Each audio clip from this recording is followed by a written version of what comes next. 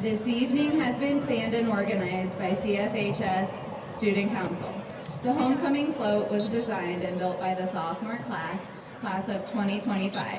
The Queen's Crown was generously donated again this year by Dave Griffon of Griffon Jewelers, located on Main Street in Bellville. First, we will introduce the freshman court attendants, Bailey Riddle and Ben Campbell. Bailey Riddle is escorted tonight by her parents, Aaron and Jeremy Riddle. Bailey is involved in volleyball, softball, and basketball.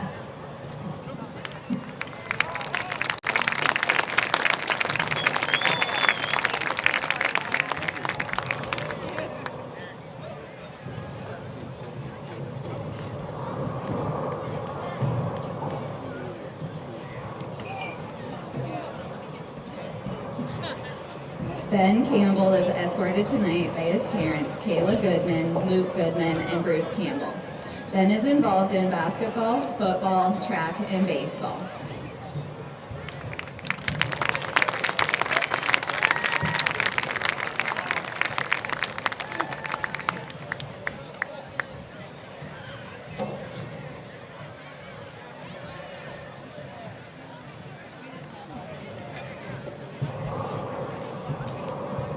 This year's sophomores' court attendants are Ava Beard and Lane Fleiterer. Ava Beard is escorted tonight by her parents, Tanya and Larry Pritchard. Ava is a member of the soccer team, FFA, and is a cheerleader during basketball season.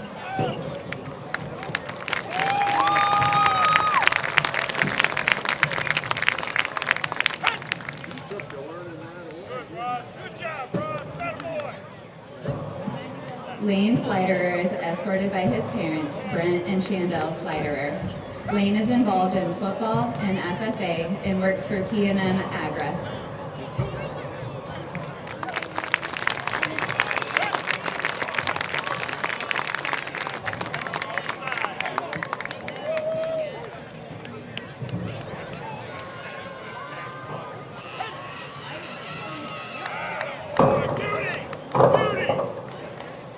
The junior attendants this year are Sophia Perry and Milo Bergholder. Sophia Perry is escorted tonight by her parents, Angela and Gary Perry.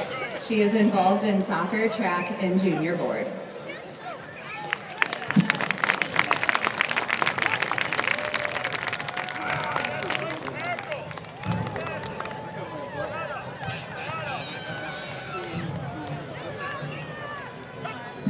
Milo Bergholder is escorted tonight by his parents, Jody and Jason Bergholder.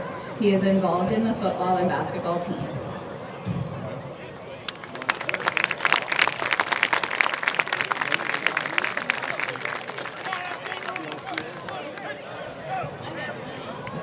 The senior attendants tonight are Pacey Christina, Brooklyn Warner, Lily Wortman, Howie Alt, Eric Hicks, and Jackson Swank. Pacey Christina is escorted tonight by her mother, Lane Christina. Her late father, Jake, is walking with her in spirit tonight. Pacey attends the Knox County Career Center and is a member of the cosmetology program.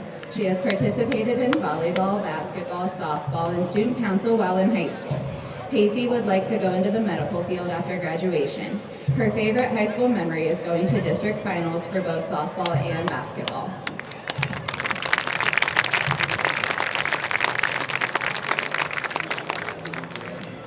Brooklyn Warner is escorted by her parents, Stacy and David Warner.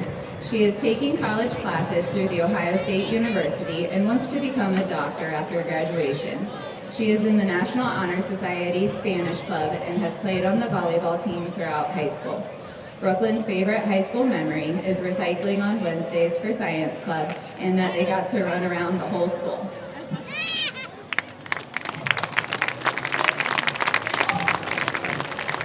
Lily Wortman is escorted tonight by her parents, Tabitha and Brian Wortman. She has participated in soccer, basketball, track, softball, and National Honor Society along with Spanish Club.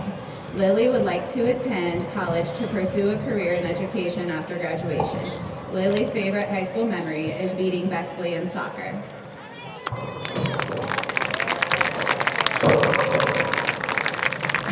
Howie Alt is escorted by his parents, Casey and Micah Alt. He has been involved in basketball, football, and track while at Clearfork. Howie would like to pursue college after graduation. His favorite high school memories are of the football team, especially the Lexington Clearfork game.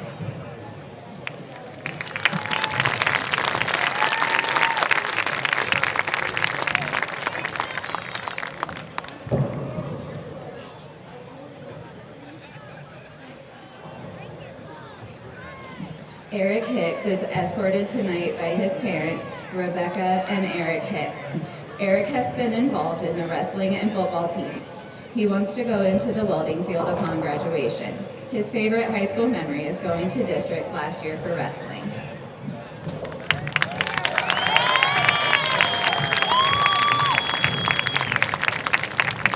Jackson Swank is escorted by his parents, Elena and Charles Swank. Jackson is enrolled in the Knox County Career Center Building Trades program. He has been involved in the wrestling and baseball teams for 4 years. He aspires to be a firefighter after high school. Jackson's favorite high school memories involve wrestling and staying at hotels for wrestling meets.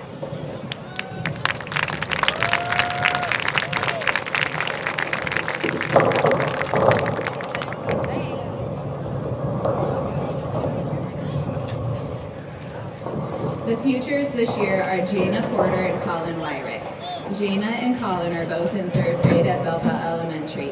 Jana wants to be a veterinarian when she grows up, and Colin wants to play in the NFL. Last year's King and Queen are Devin Freeman and Leah Argenio. Leah is currently enrolled in the SPA school in Columbus, Ohio, and Devin is currently enrolled in the real estate program at Hondros College.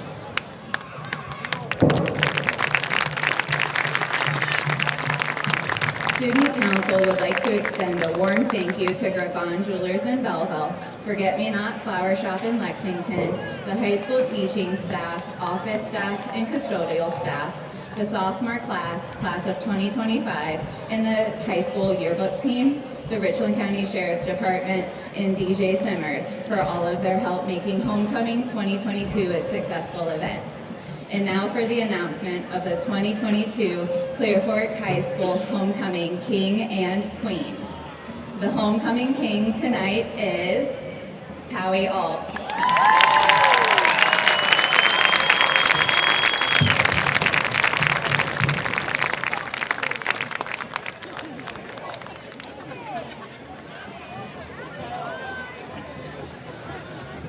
And the 2022 Clearfork High School Homecoming Queen is Lily Wortman.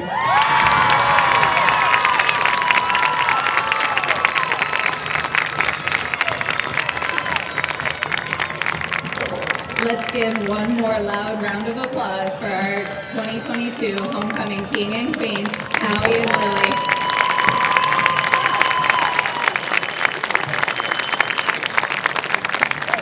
Thank you, everyone, and go Colts!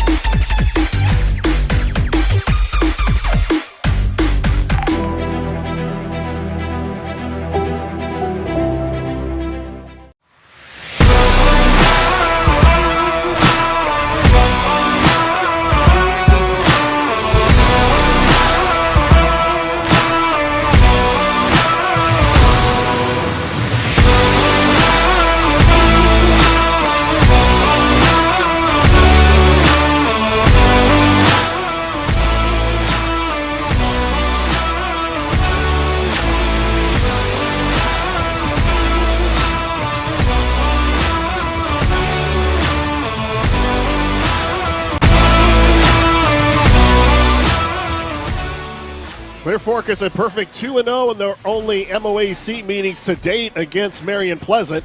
They defeated the Spartans 28-19 last year and 35-14 in 2020.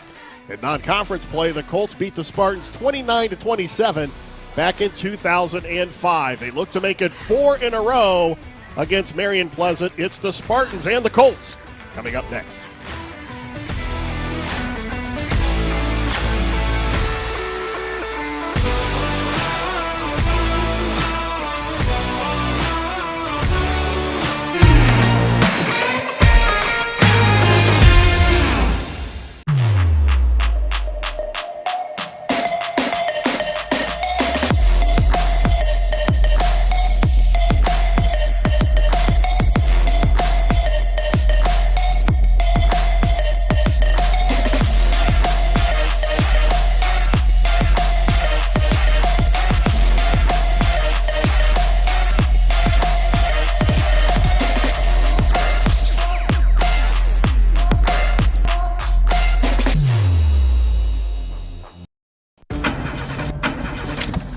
There's a blood shortage and we came up to Dead Lover's Point at midnight on Friday the 13th.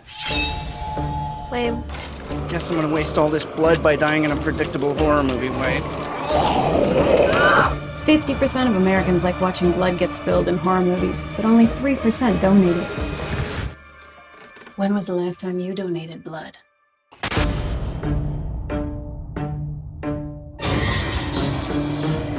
Maumee Bay Turf Center, a leader in synthetic sports surfaces as well as natural field construction, maintenance, and renovation. Maumee Bay Turf is part of Turf Nation, the most trusted source in the synthetic turf industry, including creating the surface for the biggest game in pro football. From professional, college, and high school sports to recreation and commercial projects, check them out at MaumeeBayTurfCenter.com and see our large collection of finished projects and services. Maumee Bay Turf Center, we build better. Park National Bank treats your dreams like they're our own. It could be buying your first home together, or making a lasting impact in your community, starting a new business on your old stomping grounds, or reimagining your current one to keep up with the times. No matter your financial goals, at Park National Bank, what means a lot to you means a lot to us.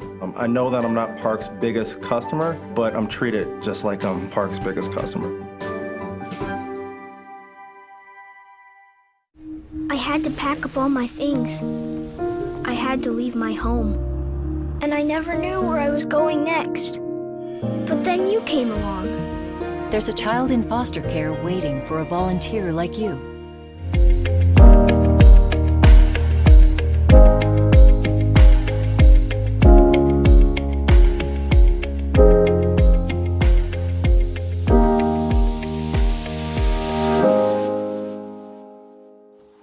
Take a look at all the action from Friday Night Football right here in North Central Ohio with great analysis, highlights, coach interviews, and so much more every single Friday night right here on the OH Report.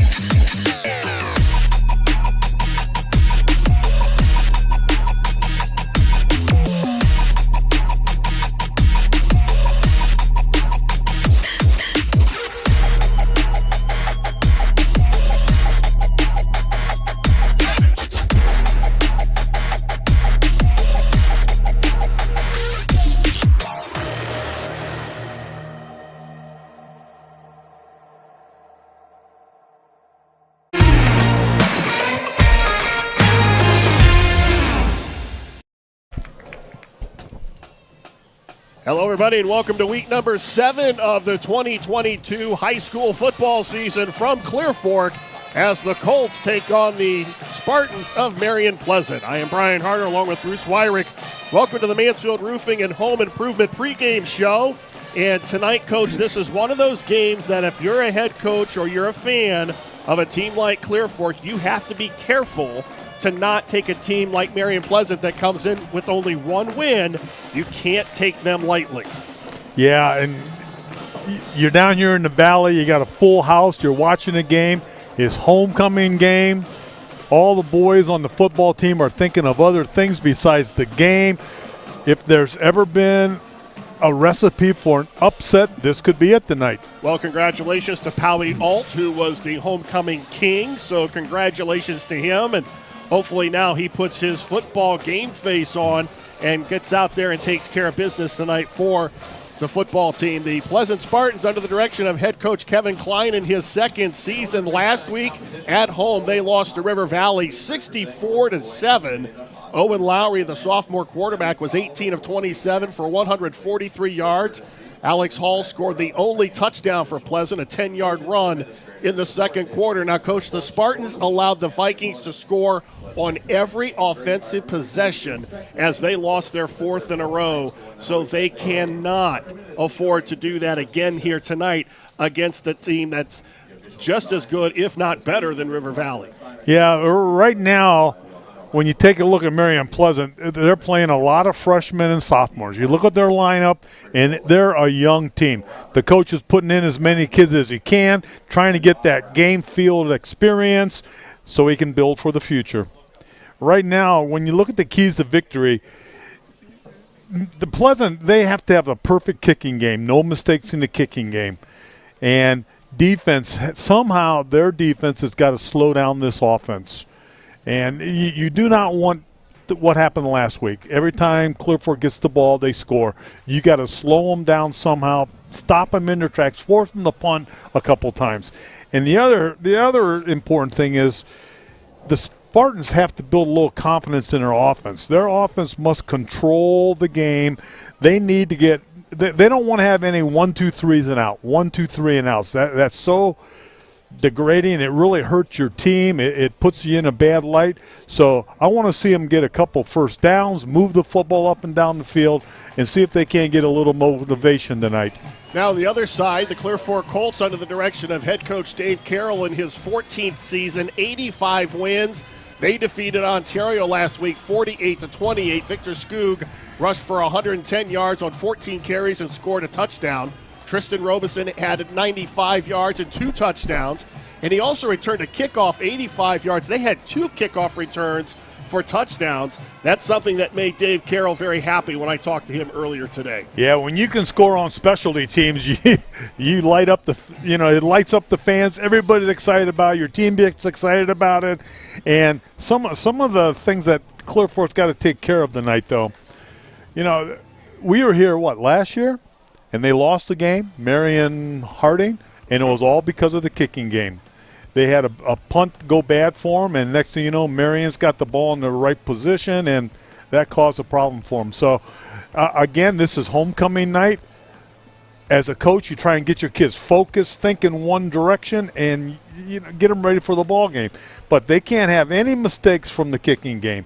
And right now, I'll tell you, there are there's a few good teams, but Clear Fork ranks right up there. They have a scoring machine out here. They have 3 athletes that can set the world on fire. They can throw the ball, run the ball, you name it, they can do it.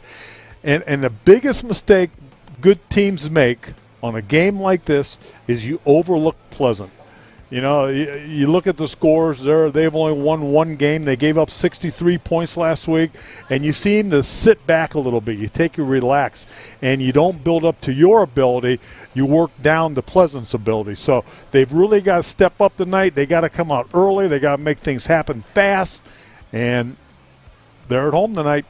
Clear Fork is 5-1 overall. They're 3-0 in the MOAC. Marion Pleasant 1-5. They are 0-3 in conference play. And as we take a look at the standings in the MOAC, Clear Fork and Highland are tied at 3-0. Now Highland is playing Shelby tonight, so if you're a Clear Fork fan, you really hate to do this, but you have to root for Shelby. Yeah, you want the Whippets to come out. You want to be at the top of the pile. Yeah, and you want to do it on your own, but if you can get a little help from Shelby knocking off your competition, hey, let's do it. So here's how the season shapes up for Clear Fork. They have Pleasant tonight. They have Harding next week. Then they have Shelby. And then it all looks like it could come down to Week 10 as they take on Highland, and that could be for the MOAC title. And I hope they got enough points they can put on the scoreboard, because they just might blow that thing up that night.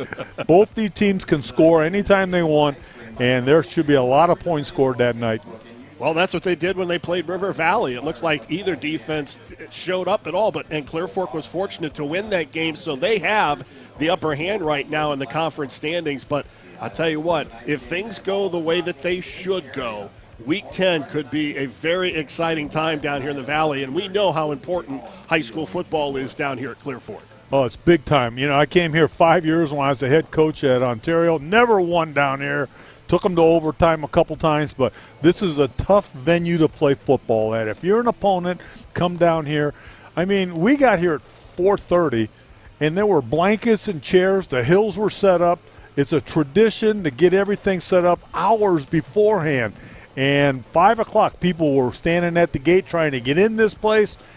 This is football country. It is a beautiful night for football here in North Central Ohio. A little bit of crispness in the air, a little chill. Got the sweatshirts out.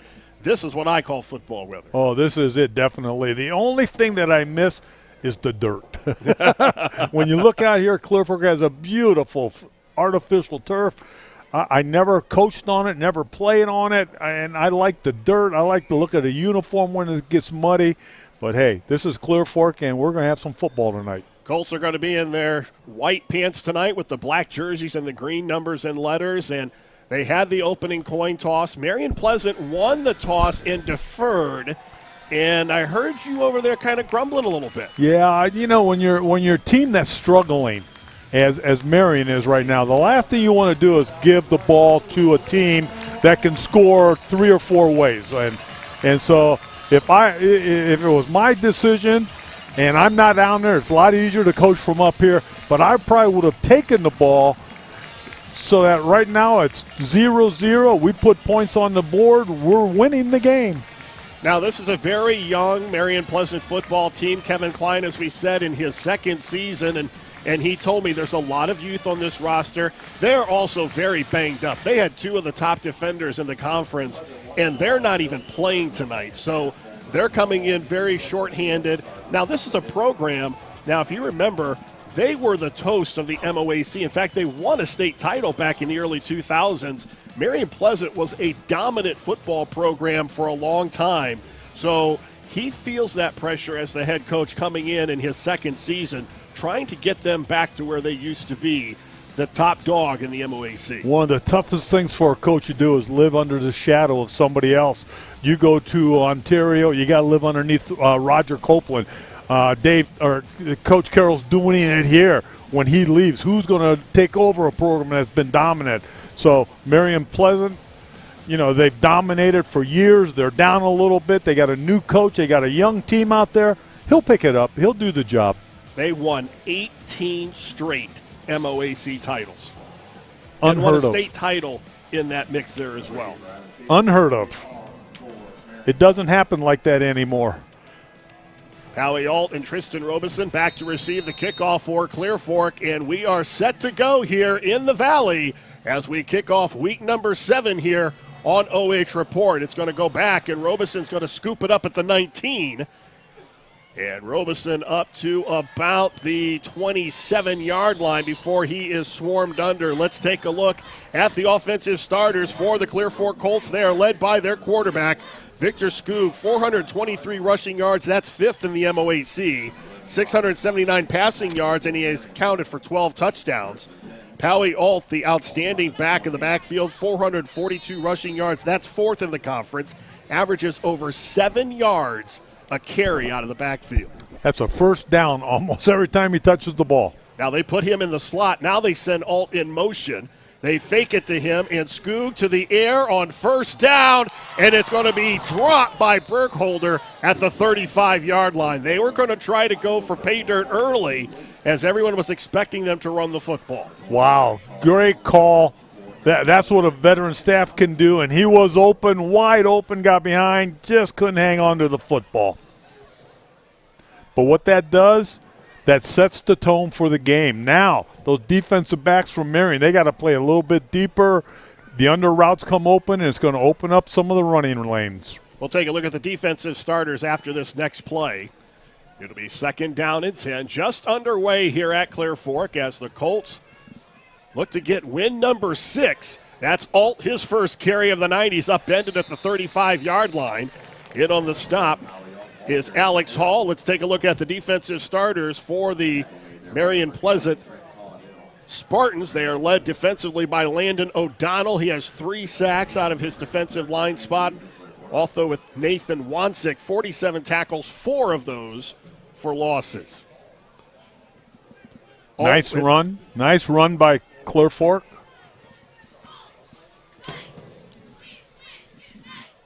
Skoog is going to run it to the right side. He's got a first down and then some over to midfield, down to the 40, down to the 30, and he's finally tripped up at the 21-yard line. Cadence Varner saves the touchdown for the Spartans. This was a designed run all the way for the Colts quarterback. Yeah, he tucks it right away. He's got a lead blocker out. His line does a great job. Anytime you can get those linemen, number 64, 76 downfield blocking for you, you're going to have a good run. Varner saves the touchdown, and a timeout is going to be called by the officials here. Not sure what I think the chains kind of broke. They're trying to get them untangled and line back up. Now it looks like they have things situated on the far side. It's 1st and 10 at the 21-yard line.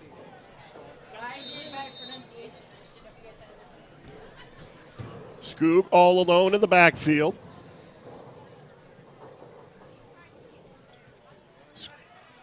They stay on the ground. That's Robeson brought down at the 15, so a pickup of about 6 as he is tackled by Alex Hall, the junior linebacker.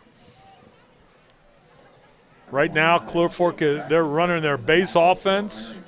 They love to run to the right side. You'll see Skoog go this way. They'll run the backs this way. But one of their cream of the crop plays is just counter coming back. They're going to fake it one way and hand back going the opposite.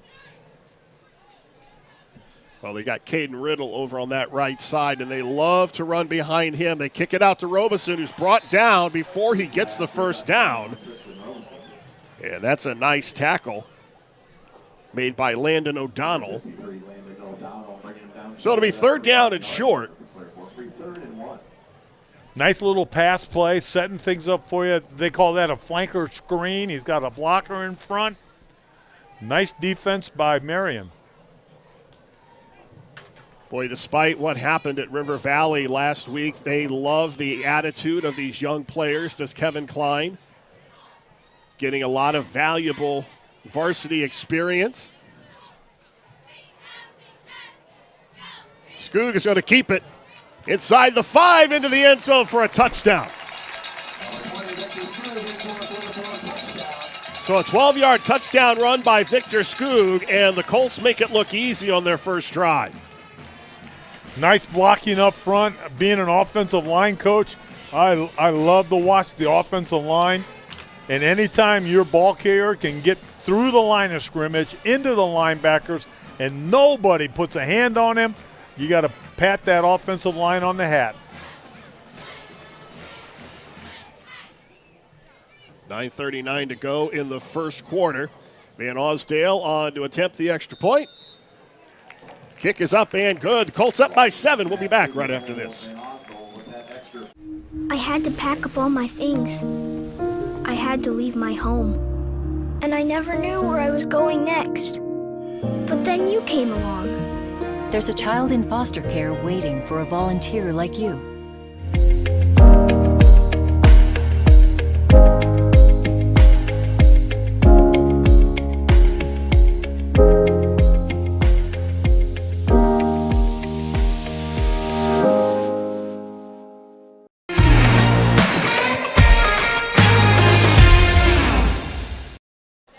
Clear Fork made it look easy on their first drive. 9:39 to go, first quarter. Victor Skoog with a 12-yard touchdown run, and the Colts on top 7-0.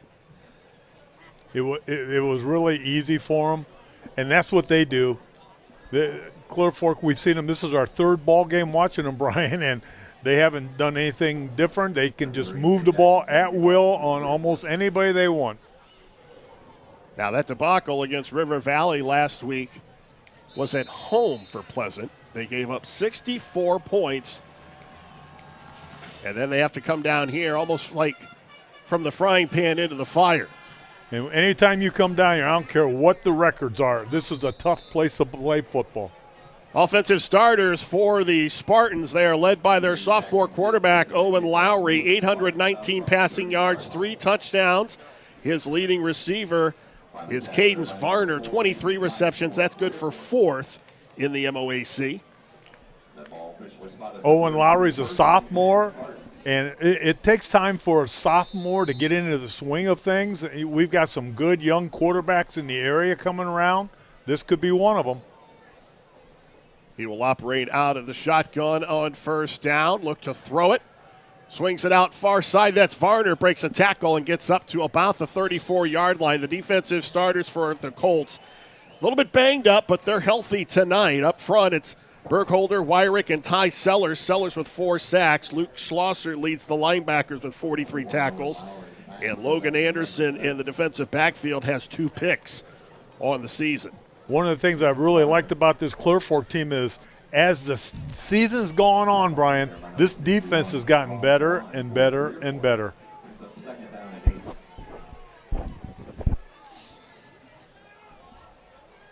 This team has been decimated by injuries. They lost their leading runner as Lowry looks to throw it. It's caught, and that's a first down at the 45-yard line. Nice pass, nice route, nice little curl route. Trenton Sparling, the junior, hauls it in. And it'll be a fresh set of downs for the Spartans at their own 45-yard line. That was a nice route. It's just a 5-yard hook. I like the delivery of that sophomore quarterback. Nice arm. Kevin Klein really likes this kid. He says he sometimes forgets he's a sophomore. He's got a lot of velocity on the ball. They'll stay on the ground and a carry up to the 48-yard line. This is the first carry of the night for Jacob England, the 5'8 junior. And a gain of about 4. They had a couple nice drives against River Valley. Yep. But the problem, Kevin Klein says, is they can't finish. Yeah, when you get to that red zone, defenses get tough. Your offense is limited by the end zone. It's tough to score in the red zone. Perfect night for football. Look at that sky here in north central Ohio. They'll stay on the ground. That's Alex Hall up across midfield down to the 48. Or that's England, excuse me. Now comes crunch time. You're in a 3rd and 4 situation. This is where you have to work. 3rd downs and then the red zone. The red zone's inside the 20-yard line of Clear Forks. Let's see if Marion can work their way towards that. Lowry fakes it, swings it out, and a first down, a broken tackle as Varner inside the 40 down to the 35-yard line. So the Colts had them behind the line to gain, but a blown tackle, and it's a first down for the Spartans. There they just swing it out to the right side, and Varner does the rest. I like this passing attack. They're keeping it simple for the quarterback, short routes, nothing tough on him, easy reads. Find the open receiver, throw him the ball, let him run. That's Varner in motion. They're going to stay on the ground. That's England. And England up close to the 30, pushed back. So a gain of about 4.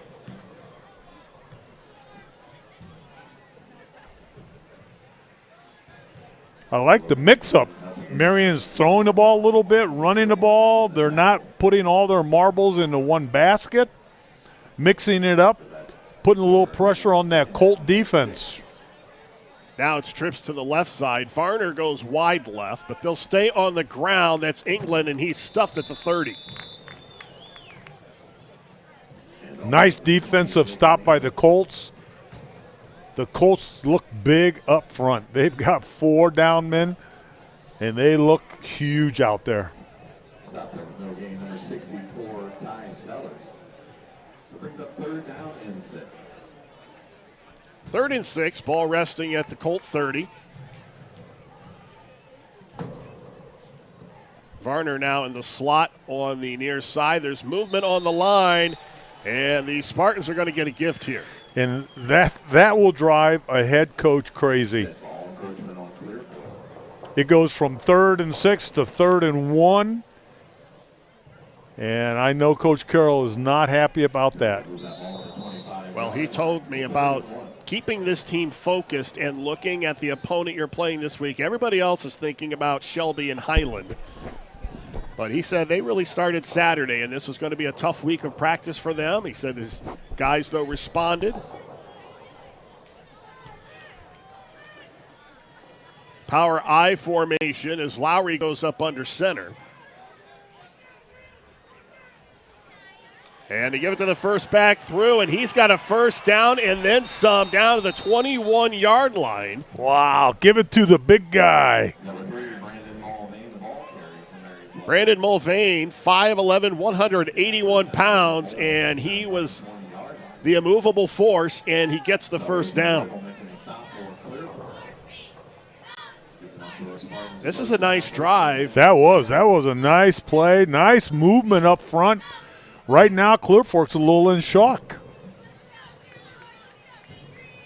Clock moving, 4:53 to go here in the first quarter. Colts with a 7-0 lead.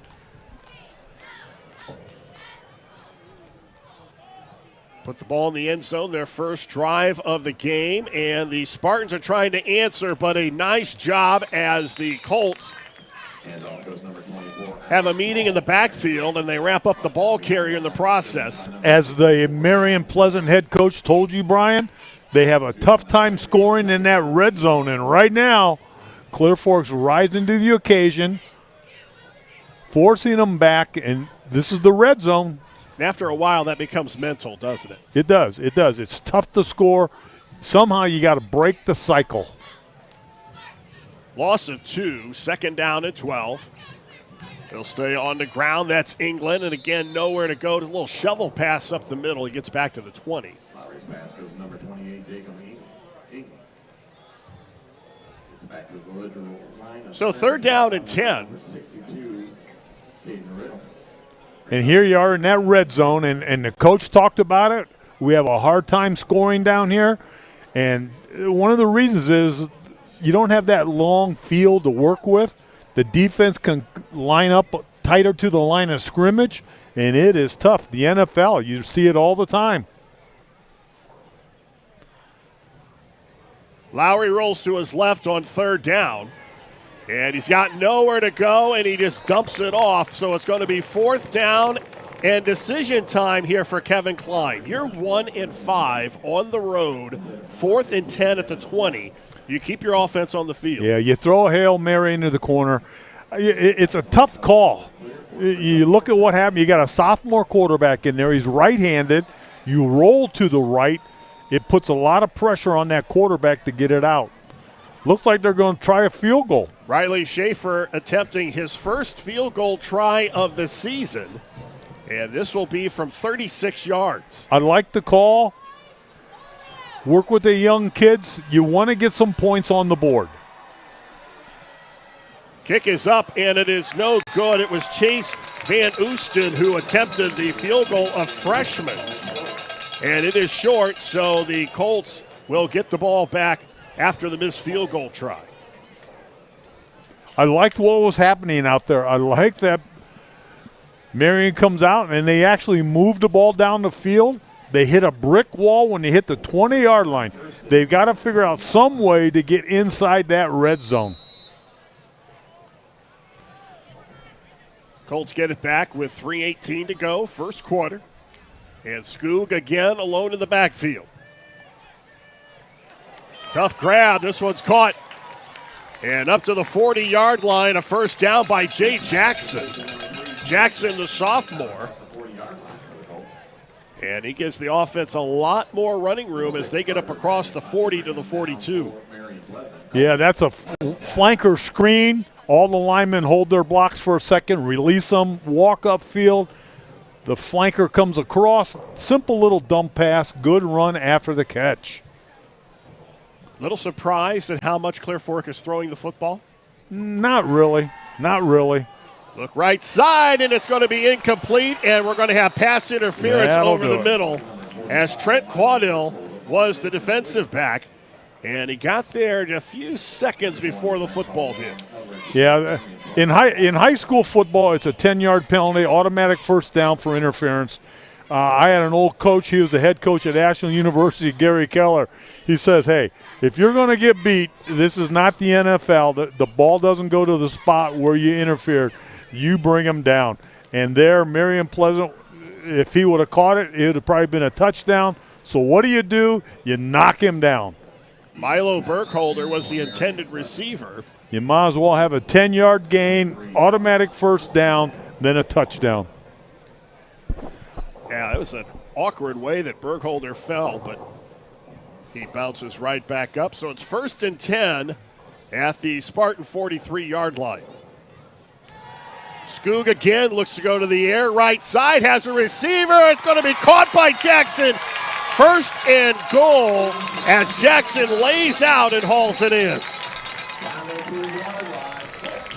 Jay Jackson with his second reception of the drive.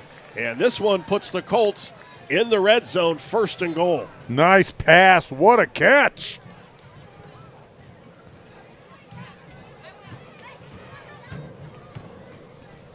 What a catch. 2 receptions, 54 yards for Jackson early. And it's 1st and goal from the 2.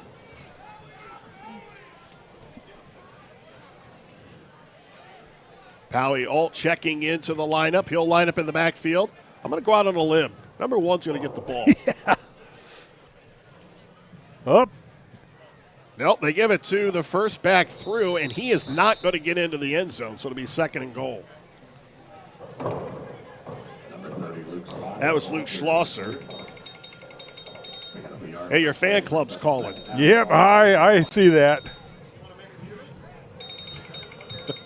You can just let it ring. That's all I'm going to do.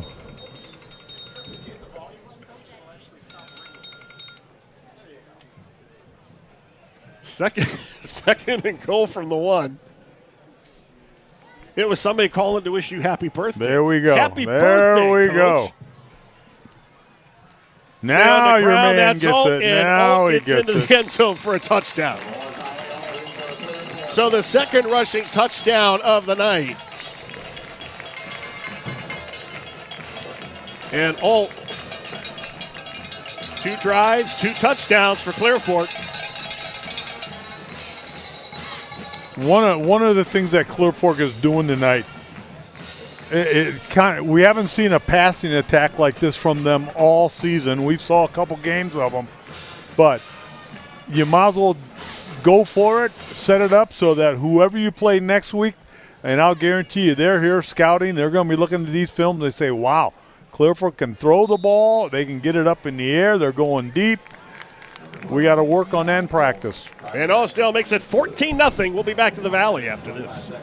Maumee Bay Turf Center, a leader in synthetic sports services as well as natural field construction, maintenance, and renovation. Maumee Bay Turf is part of Turf Nation, the most trusted source in the synthetic turf industry, including creating the surface for the biggest game in pro football. From professional, college, and high school sports to recreation and commercial projects. Check them out at MaumeeBayTurfCenter.com and see our large collection of finished projects and services. Maumee Bay Turf Center. We build better.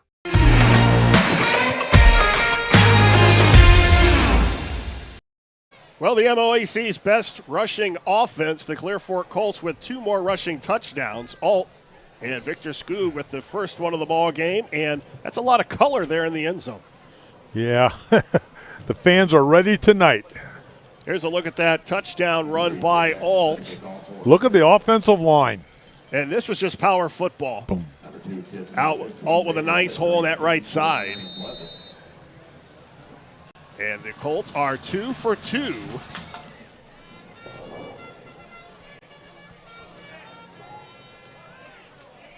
And the return is stopped inside the 25-yard line. Now, we know how high school kids are and social media and everything else. Do you think these kids want to score in every possession like River Valley did? You want to live up to them. You know, you want to do a little bit better job than somebody out there, because if you beat them only by 2 touchdowns and another team beats them by 5, well, the other team's better than you. So you want to produce every time you have the ball. You want to score, and we're going to see what happens tonight. But even if they don't score a touchdown on every possession, they can still say, hey, we beat you head-to-head. Yep. And that's what matters. That's it. Lowry flushed out of the pocket. Got some running room up the middle. And over the 35-yard line, he's going to be stood up at the 37. So Lowry makes something out of nothing. Nice run. He's got a nice arm. If he can avoid injury, hits the weight room this year, he's going to be a force to reckon with. It'll be a first down as they spot the ball just shy of the 38-yard line. It's a nice-looking sophomore. Yeah, he's tall, lanky. He's got a nice arm, nice delivery. Nice delivery on the ball. The coach is doing the right thing, getting him game experience. Lowry again, back to throw. This one's caught. Varner at the 45, knocked out of bounds. Actually, it was caught by Carver Klein, big 6'4" senior. Nice delivery on the ball. And you got to remember, this is a young team. This football team is primarily freshmen and sophomores. And they've got short memories. They're giving up 2 touchdowns, and they're marching right back down the field. Back to the ground. And another carry across midfield down to the 48-yard line. Again, that's England. Another first down. They're moving the sticks. England, the junior, and another fresh set of downs. They'll move the chains with 36 seconds to go here in the first quarter. And I like this. I like Marion's offense right now. They're clicking. They're moving. They got to find a way to get through that red zone. We used to call these rubber band offenses. Lowry was looking to hit Varner and threw it to the outside. I don't know if it was miscommunication, but it'll bring up second down with 13 seconds to go in the quarter. Yeah, I used to run this. We used to have offenses that it was like a rubber band. You could go from 20-yard line to 20-yard line, but as that rubber band stretched out, your offense got backed up and jammed up, and that's what Marion's fighting right now. They're running well between the 20s. They got to get through the red zone.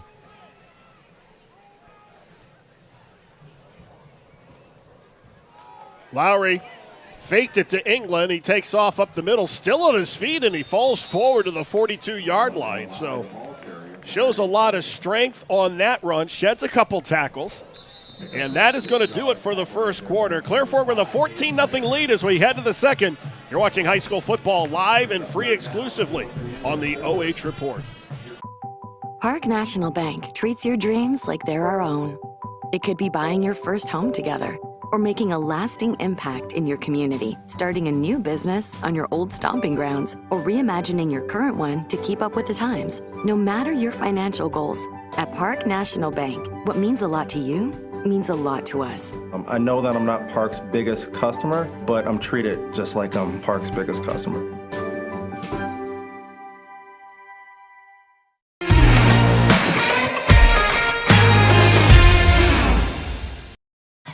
Clear Fork with a 14-0 lead, and Bruce Weirich is a year older. Whoa. As we head to the second quarter.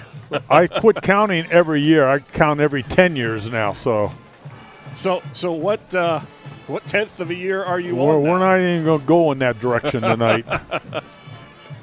Third down and 4 as the Spartans with a... I'm very impressed with Spartans' offense. They're moving the ball. They're doing nice things, running it. Nice passing attack. Lowry out of the shotgun. Back to throw, feels the pressure. Right side, has a receiver open, but he overthrows. And Jace Trachtenberg down the right sideline. Simple wheel route. They flood a zone. And then of all the 3 receivers, 2 of them stay low. The other one runs up the sideline.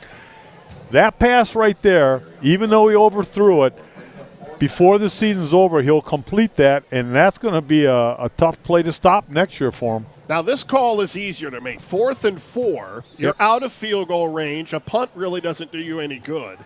No, you're winging it right now. You want all the momentum. You got a young team out there. Put a little pride in this offense. See if they can't get the first down. Lowry back to throw. Steps up in the pocket, feels the pressure. He's dumped at the 49-yard line. So that time the Colt defense rose to the challenge, and they did not allow him to step up in the pocket. Yeah, that's a young quarterback for you on a 4th down. Okay, think about this. It's 4th down. All you got to do is just throw the ball. Just throw it up. It doesn't matter if they intercept it or not. They're going to get the ball anyways. I'd rather a lot of times on 4th down, your defensive back coach will say, hey, knock the ball down. We don't want to intercept it. So the Colts with a 1st and 10. Their next drive will start at the 48-yard line. They look to go to the air again. And it's caught down the far sideline. Another long gain on 1st down. And this one is hauled in by guess who? Jay Jackson. Nice pass. Another 40-yarder. The young man has 100 yards receiving on 3 catches. So the sophomore, Jay Jackson, who coming into tonight's action with 7 catches for 108 yards, already has 3 for 100 yards. Not a bad night. Now they go back to the ground. And Schlosser at the 5. And depending on the spot, this could be a 1st and goal. Well, they're going to say he's short, so it'll be 2nd and 1 as they spot the football at the 4-yard line. I like the play calling. Dave Carroll throwing to set up the run. Yeah, and that's exactly what he's doing. Every time you throw a deep ball, your secondary goes, oh, boy, they start to sweat a little bit. They got to stay a little bit deeper. They think pass first.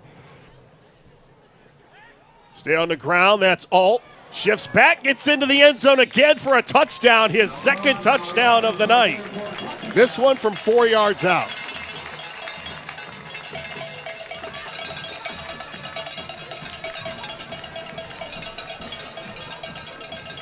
Nice run. The one thing I like about this play, look at the vision the young man has. He comes to a dead stop. The defense overruns it in their pursuit, and he cuts back against the grain. Touchdown. You don't teach that in practice. It's almost impossible to teach that. That's a natural move by that young man. Van Austdale's extra point is up and good, and the Colts up 21-0. We'll be back to the Valley after this. Take a look at all the action from Friday Night Football right here in North Central Ohio with great analysis, highlights, coach interviews, and so much more every single Friday night right here on the OH Report.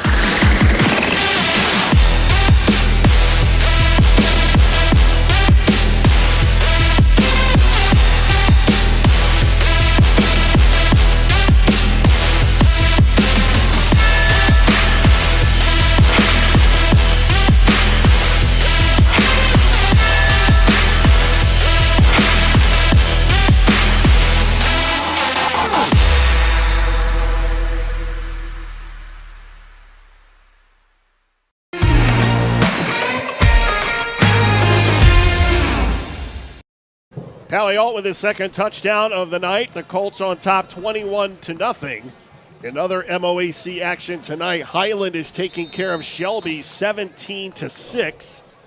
And that's not good news if you're a Colts fan. But I got a feeling that Dave Carroll and the Colts don't care. They plan on just taking care of business 1 week at a time. Jackson Kitts with the return up to the 25.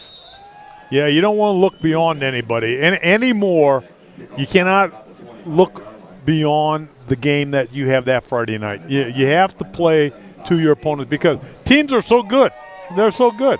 It only takes a couple plays, couple mistakes on your part, and they're in the game.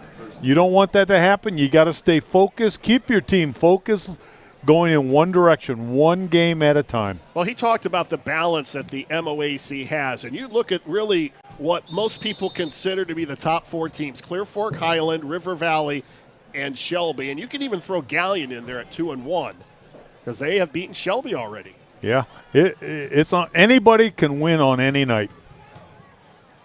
1st and 10, this drive starting at the 28-yard line. Lowry swings it out. That's Varner. Breaks a tackle, gets up across 35, knocked out of bounds shy of the 40. Lowry's pass goes out to number 7, Cadence Varner. Cadence Varner, the 4th-rated receiver in the MOAC with 23 catches coming into tonight. I like what the Marion Pleasant coach is doing. He's trying to build confidence in his quarterback, throw the short routes, the easy completions, build up the young man's confidence. Go for the long ball every once in a while, but build up his confidence. That's Varner again, right side. And Varner with a nice job of breaking tackles, but nice pursuit to the football as he's quickly swarmed under at the 40. Picks about 3 yards on the play. They will give him progress to the 41. It'll make it 2nd down and 7. Lowry coming into tonight's game was ranked 4th in the MOAC in passing yards with 819. So they've done some slinging the football around. Now, in all fairness, they've been behind a lot, so they've had to throw the football. Yeah, and that's what you don't want to throw the football in that situation. The defense knows it. They tee off. Lowry going to run this one. And he's got a 1st down as he stumbles across midfield down to the 48-yard line. So the sophomore extends the drive, and it'll be a fresh set of downs for the Spartans. I like this sophomore, doing a great job. In my 10-year career as coach, I started 2 sophomores. Mike Murray was one of them, had a 3-year career. He was awesome, broke all the school records, and the other one was Keith Strickler. So I know what it's like to start a sophomore at quarterback. You got to work with him and build his confidence. Trips to the left. They go back to the ground, and the Colts say, nope, not on my watch, as it's a 1-yard loss at midfield. That was a tough play right there. Miles Bergholder in on the play. I haven't seen too many teams run up the middle on this Clear Fork defense. Well, with Bergholder and Caden Riddle, you've got guys that just plug up that middle so quickly, and they've got very good linebackers. And the linebackers can run through the ball. That's what you want your linebackers to do, move through the ball. Lowry swings it out again. That's Varner. Had to go down close to the ground to get it. He gets up to the 45 before he's driven back. Now, Marion's gone to that play several times. That's like a flanker screen. Everybody blocks. They throw it out there. Look for Clear Fork to understand what's going on and maybe pick that off one of these times. 3rd and 7. But I like this Clear Fork defense. You take those down men. They got 4 down linemen. They just tear everything up front, and the linebackers clean house and get all the glory. That's Varner wide to the bottom of your picture. Lowry's going to run it. And he's got a 1st down inside the 40. Still on his feet to the 30. Brought down at the 28-yard line. So the sophomore gets another 1st down, and the Spartans keep this drive alive. Yeah, and they're getting close to that red zone. As their coach said, we have trouble in the red zone. Let's see what happens here. And that's the same play. They've run the same play 3 or 4 times by this quarterback. Lowry with only 83 rushing yards on the season coming into tonight, so he's run the ball very well here. He's got 48 yards and 5 carries, about 10 yards a carry, and all the young man doing is feeling out his blockers, going where the opening is. Ball resting at the Colt 28. Now Lowry back to the air and throws it behind Riley Schaefer. That was a tough pass. Do it a little bit behind him. Again, they're headed towards this red zone. You got to figure out some way to break through this red zone. Get yourself on the board. That was Carver Klein, number 11, who was the intended receiver. 2nd down and 10.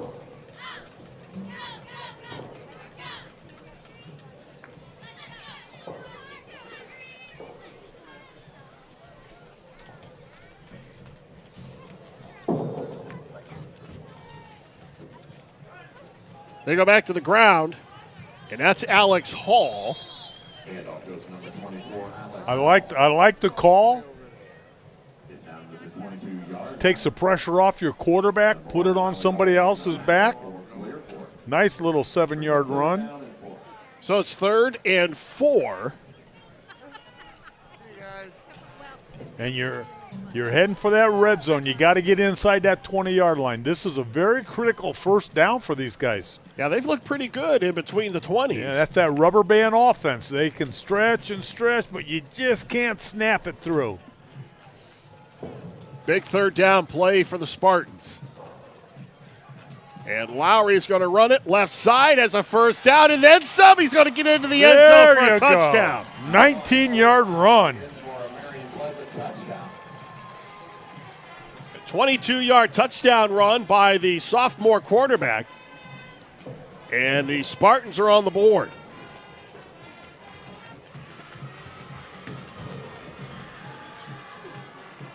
And this was all Lowry. You got to give a little bit of credit to his offensive line. But I'll tell you what, nice run.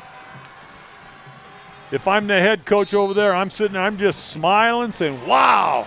For the next 2 years, I got a quarterback. Extra point is good. The Spartans on the board. We'll be back right after this. I had to pack up all my things. I had to leave my home. And I never knew where I was going next. But then you came along. There's a child in foster care waiting for a volunteer like you.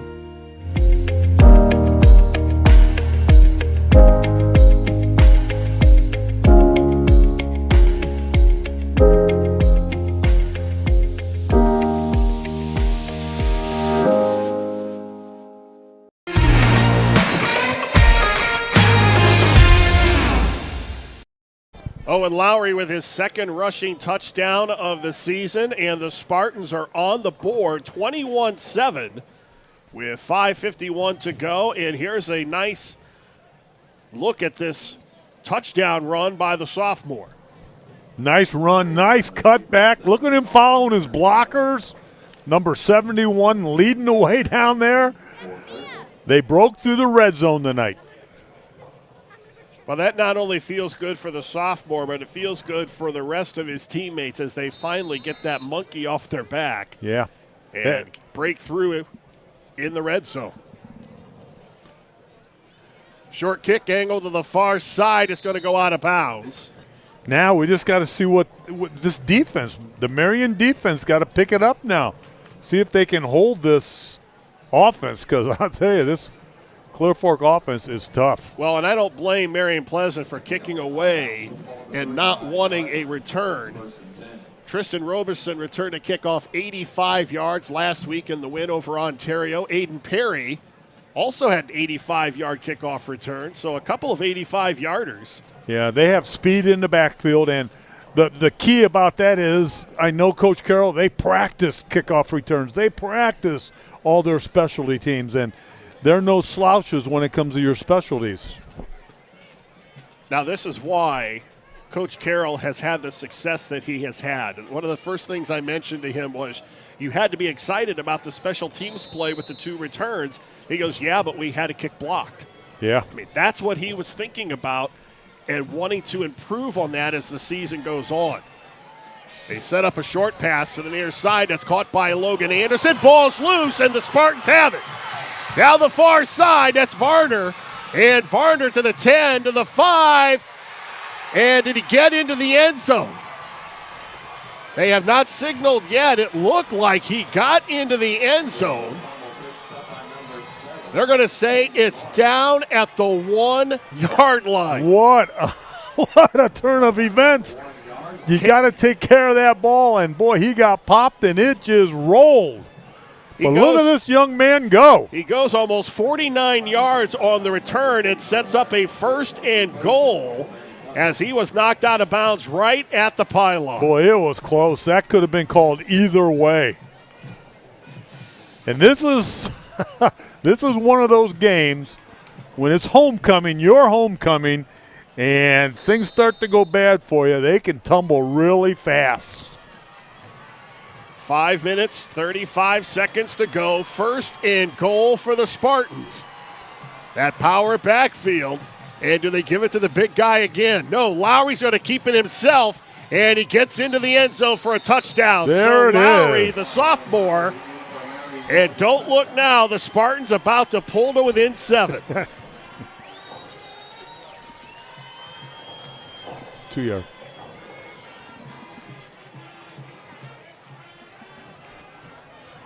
Holy moly, you talk about a change of momentum right now. If you look across the field right now, all the fans are standing, cheering. It's called momentum.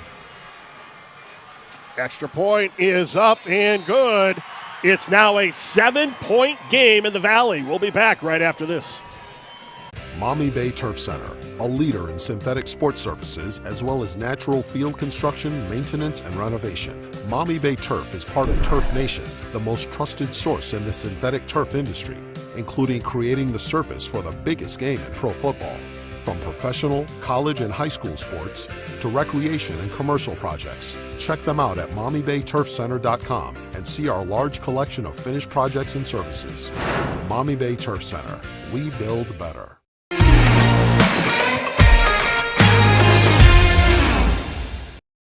The Spartans with 2 touchdowns in 28 seconds, and we have a ball game with 5:29 to go in the first half. And the one thing you do not want to do is let a team just keep hanging in there, hanging in there, hanging in there. And right now, there's the fumble, and here comes the return. Oh, the ball's out, and here we go. Well, and here comes the ensuing kickoff, and let's see if they kick it deep. No, they're going to kick it short. And the Colts are going to have the football at the 30, about the 37-yard line. They wanted no part of kicking the ball to Tristan Robeson. No, keep it out of his hands. They've looked at enough film. They know what they want to do. The coach does a great job. Specialties. These are the specialty things. These are the little things coaches have to take care of in the kicking game. I know Coach Carroll he cannot be happy right now. Alt and Robeson are 2 of the top 5 kickoff returners in the MOAC, and they will not get anywhere near a kickoff return tonight. This is Alt. Cuts back, and he's down at the 45-yard line, a pickup of 7. Varner makes the tackle. Alt is just such a shifty runner. Yeah, they call it vision. He's got the vision to be able to find where the seam's at, and he can anticipate what the defense is doing, and he can cut against the grain. He'll run away from where the tacklers are, and you don't teach that. That is something you are born with. They go back to Alt. Another first down. He falls across midfield. He's wrapped up by Brennan Ringer. Now we go back to a little bit more Clear Fork football. Now, the pass was working. It was working. The coaches have a tendency when things start to go a little bit bad, you want to get back to your basics. You want to get the team refocused, go back to what we do the best, and they run the ball very, very well. Now, you questioned this when it happened. Pleasant's going to start with the football in the third quarter. Yep. Skoog looks to throw, and it's a catch, but a quick dump at the 42-yard line as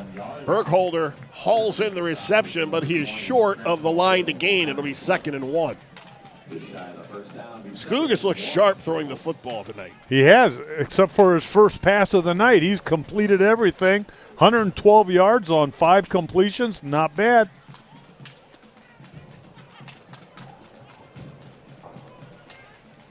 Now, number 1 gets the football. This is where you believe in your offensive line, and there he goes. And he's down at the 35, another fresh set of downs. And what this drive does, it's kind of demoralizing when you think about it. They're going to go back and run Colts football, and they're going to eat up the last 5 minutes of this half and look to pop it into the end zone. Yeah, it's all about momentum in high school football. Who has the momentum going in at halftime? Who's doing the positive things? But you never know.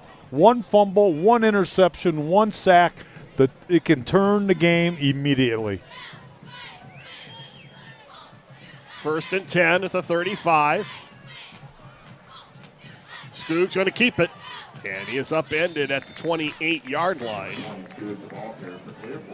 And making the tackle was Jace Trachtenberg.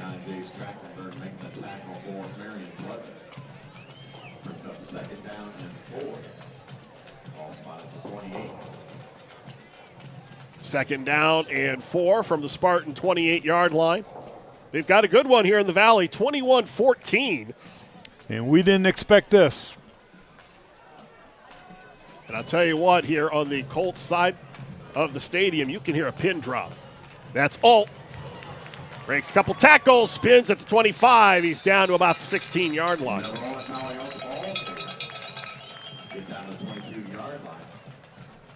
Alt with another first down as they move the chains as we're down to 2:30 to go before the intermission. Nice run. Talk about he's making tacklers miss him just by taking a little step here and a step there, cut back here. He's a tough person to bring down in the open field. 8 carries, 54 yards, and 2 touchdowns for Alt. Skoog fakes it to Alt. It's a low throw, one of the few bad throws that he's made tonight. He was looking for Bergholder on the left side. Tough throw for the quarterback. Right-handed quarterback going to his left. Tough throw.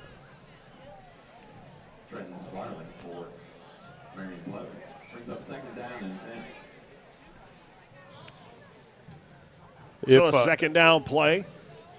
The Colts are in the red zone. This is where the Marion defense has to step up. If they can step up and keep them out of the end zone for a touchdown or only give them a field goal, they'll go in the locker room with a winning attitude. Skoog with a run all the way for the Colts quarterback, and he is spun down at the 14-yard line. Trenton Sparling over there helping out defensively. Picked up 5 yards on it, but this Carter Maddox had him wrapped up. You're in a 3rd down and 6 situation. You got 2 downs to get it. I'm pretty sure Coach Carroll's going to go for the touchdown here, not the field goal. But then you never know.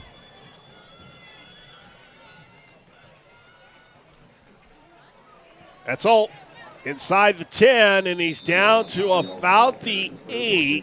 And I still think he's going to be short of the line to gain by about a yard. I would think they would go for it here. Oh, I know I would. Clock moving, 1:12 to go, and the offense stays on the field. Number 1 has not been stopped for a loss all night.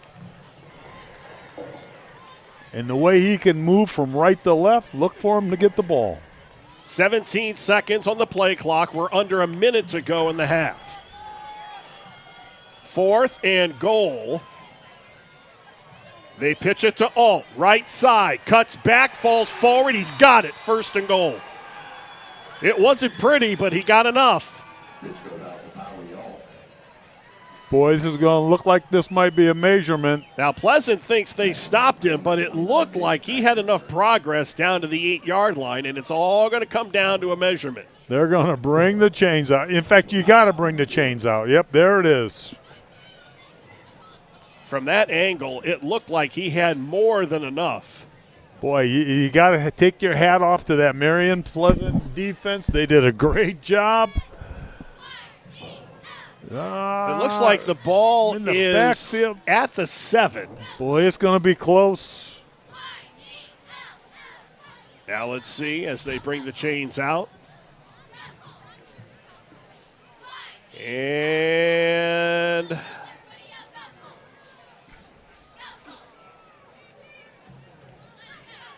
he got it. Got he the first just down. got it by the nose of the football. It's 1st and goal, Clear Fork. You can't get any closer than that. Nice defensive call by the defensive coordinator. They had him stopped. 1st and goal with 44 seconds to go. Boy, you talk about demoralizing.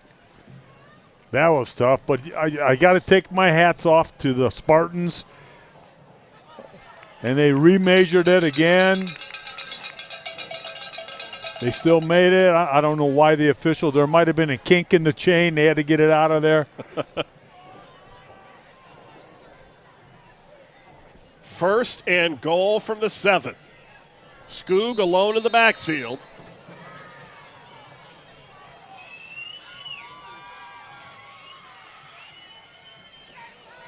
And on a jet sweep, it's going to be a 2nd and goal as the Spartans stop Robeson at about 3-yard line, and a timeout taken by Clear Fork with about 29 seconds to go. Brian Harter, Bruce Weirich, we've got a good one here at Clear Fork. The Colts with a 21-14 lead. They were up 21-0. And then the Spartans scored 2 touchdowns in 28 seconds. Both of them touchdown runs by their quarterback. The second touchdown was set up by a fumble recovery that Varner took all the way down 49 yards to the 1-yard line. But what a game. A lot of people come in here thought, at halftime we'll have a running clock going, but this is everything we wanted in a football game. That's the first touchdown by Lowry, and this is the second right here. As he punches it in, as we said, Varner with the fumble recovery. And now it's a 2nd and goal from the 4 for the Colts as they try to punch it into the end zone before halftime. Backs are in the eye. Schlosser is going to be stopped, and it's going to be 3rd and goal. So again, another timeout called by Clear Fork, stopping the clock with 22 seconds to go. Wow. Marion defense is stepping up. They've tried to run what they were doing earlier. They were running to that right side, and they've been trying to run up the middle here. Do they go back and run behind Caden Riddle? This is one of the things a defensive coordinator loves. You know, looking at a goal line, stand right here. And Marion seems to be jamming up the middle, bringing their linebackers. Look for Clear Fork, as you said, go wide. See if they can't get out on the perimeter and use their speed and ability to cut back. You've got a guy like Victor Skoog who can run as well. Run an option to one side or the other. Yeah, you don't want to go that middle. They've tried it twice, and Marion Pleasant stuffed it twice. Let's go outside. See if we can't get outside. Well, they go back to the I formation. You're in a man-to-man coverage on the outside. Maybe they'll throw the slant. 3rd and goal from the 3. Skoog is going to roll to his left. And he stops short. He is stopped short of the end zone by Brennan Ringer. And what a play coming up here now. 4th down and 1. They actually brought Casey Swank in at quarterback to run that play. He did not get in. It's 4th and goal from the 1. And here we go.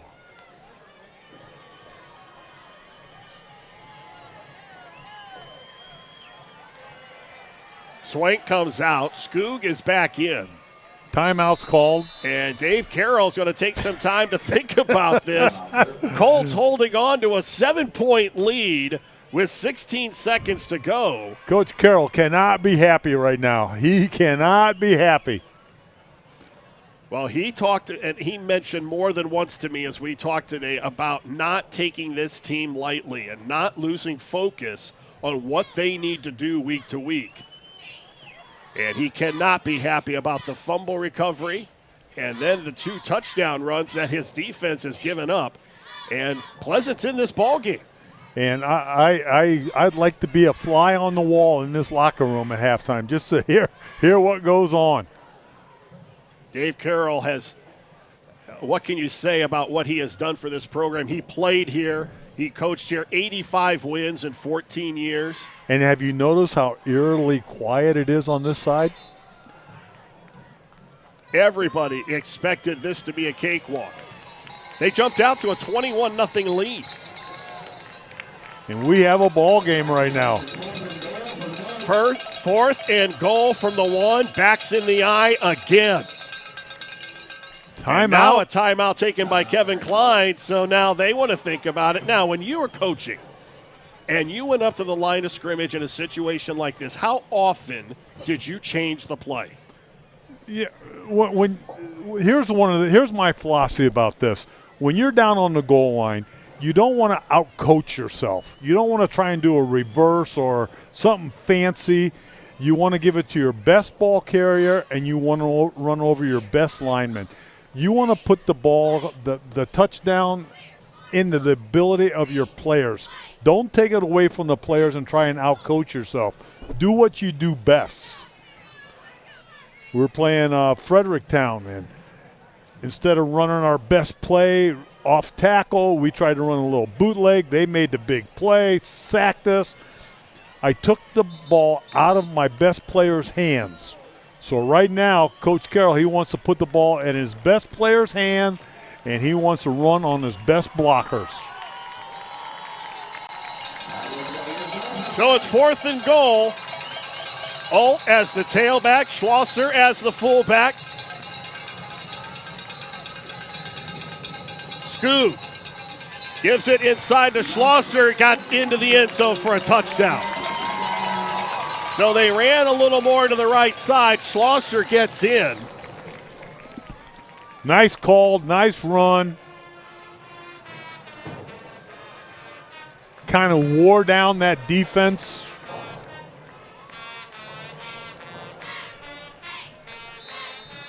So with 12 seconds to go, Clear Fork is now 4 for 5 on their offensive possessions.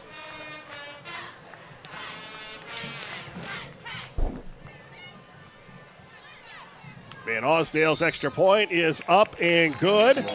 And the Colts back up by 2 touchdowns thanks to the touchdown run here by Schlosser. And we'll keep it right here, 12 seconds to go until the intermission.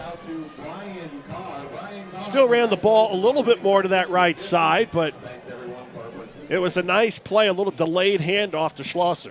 Yeah, and again, give it to your best ball carrier, run it over your best lineman, and that's what he did. He gets the touchdown. You want to put the game in your players' hands. You don't want to try and outcoach somebody because it'll backfire more than it'll work for you. So you just run hey, that's what Coach Carroll did. Best back, best blockers. 28-14, a little bit of breathing room. And you can it's still very quiet. It's eerily quiet. Very quiet. On this side of the stadium. Everybody on this side, the Clear Fork stands, kind of figured, hey, we'd have a running clock right now. We can go home early. Homecoming. There's a whistle, and there may be an offsides call on the kickoff. I'm looking to see what happens. And they may end up making Clear Fork do this again. Yeah, there's no flags. Maybe the ball fell off the tee. That's why the kick wasn't that good. Nope, they're going to march him back. Oh, there it is. Yep, there is a flag down there. 5-yard penalty back to the 35. Boy, when it's called from down there, it might have been a delay of game. Stay with us for the Mansfield Roofing and Home Improvement halftime show. We'll have the Clear Fork Marching Band. Halftime numbers in our Analysis of the first half coming up in just about 12 seconds. Another flag on the play. So they'll spot the ball at the 35-yard line, and if you're Kevin Klein, you just go into the half down by 2 scores here. Yeah, you don't want to make a mistake here. You don't want to give the ball to Clear Fork. You don't want Clear Fork to get 3 points for a field goal. You don't want them to get anywhere near that goal line. You want to control the football. It's tough. I'll tell you right now, Clear Fork's going to put 4 people deep. You're not going to be able to get over the top of them. You don't want to do anything fancy. You just want to run the clock out. And it's a win-win situation for him. I'm very impressed with him. And I think he's going to force them to kick again. It's a little gamesmanship here on the coach's part. He can either take the ball at the 35 or have him kick again. He's going to back him up another 5 yards. Kevin Klein in his second season as the Spartans head coach. He's won 70 games in his career. That's not too shabby. Had stops at Edgerton, where he made a playoff appearance, Bryan, and Defiance before he came to Marion Pleasant.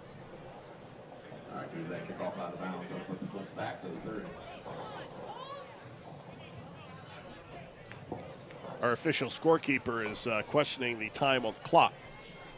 Should be 12 seconds, but it could be a delay start. They're trying to change it. There it is. There it is. Adam caught it. OH Tech on the ball. Hello, Squib kick up the middle. And Varner from the 30-yard line. And we've already seen what he can do. He does have the speed. He could do it. He gets up to the 36, so with 6 seconds to go, Pleasant likely to just take a knee and go into the half down by 2 touchdowns. Yeah, you're not going to risk anything. Clear Fork's going to have somebody 30 yards deep. They're not going to let the ball get behind them.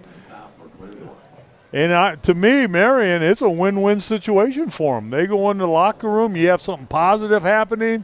You can talk about it. You got a young team. You want to keep these kids jacked up. They get the ball. They get the ball the second half. And they're going to go into victory formation, just down it.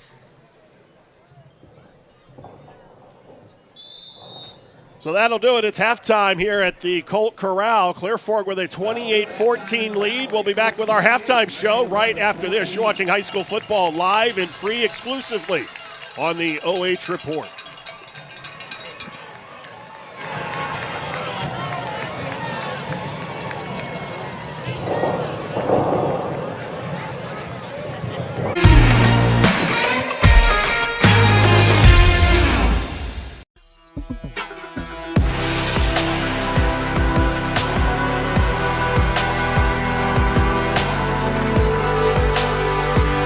Number 1 receiver coming from the Shelby Whippets, Isaiah Ramsey. He's caught our attention over here, and we're certainly going to keep an eye on the Willard Flashes. We will see you next week on the Stat Leaders, brought to you by Spitzer of Mansfield.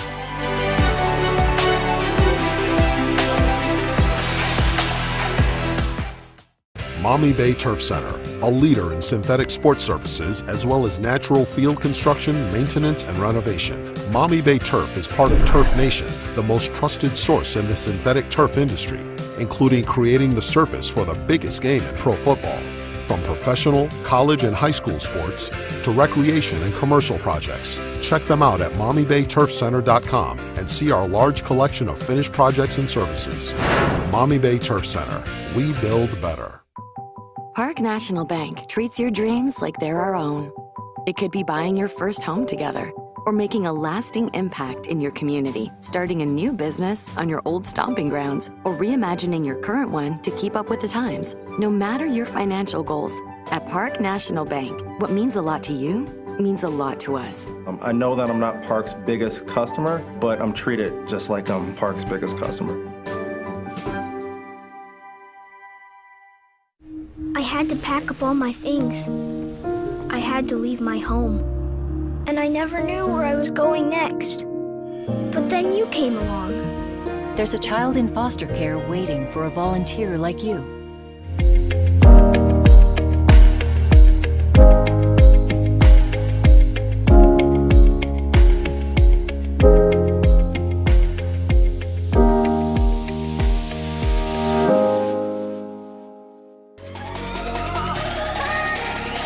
What's up, America? Brian Skoronsky here, and if you want to see me and the gang chop it up with some unintelligent conversation, we've got the show for you. Check out the OH Report video podcast every Monday, exclusively, right here on the OH Report.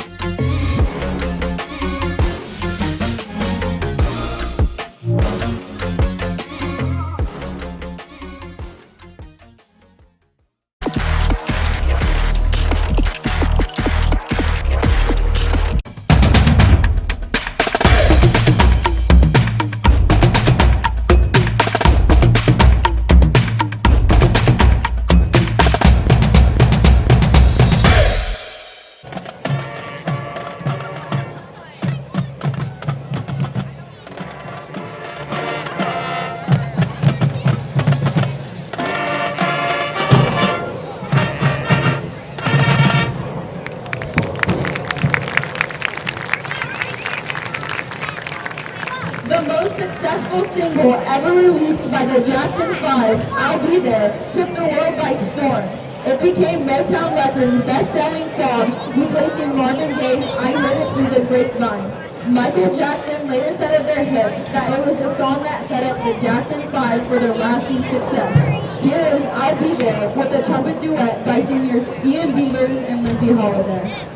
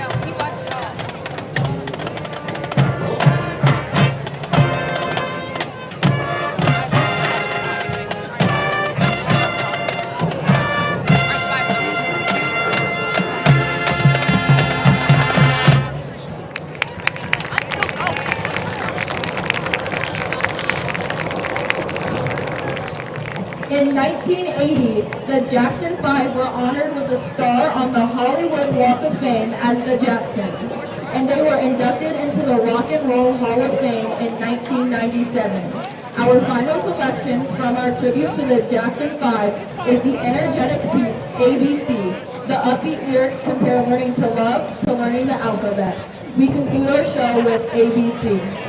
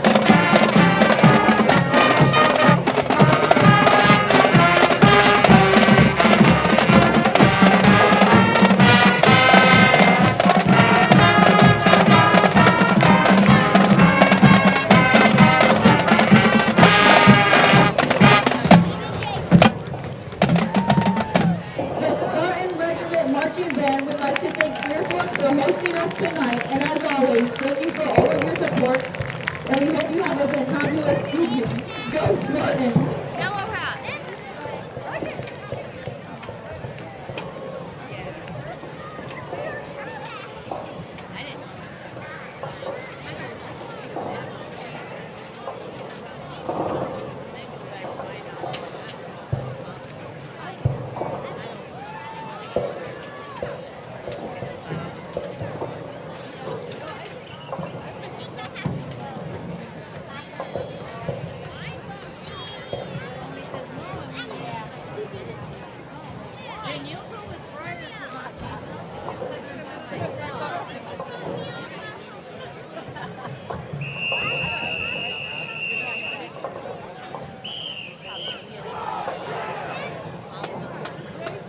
Ladies and gentlemen, please welcome to the field the pride of the Valley, the 2022 Clear Fork High School Marching Band.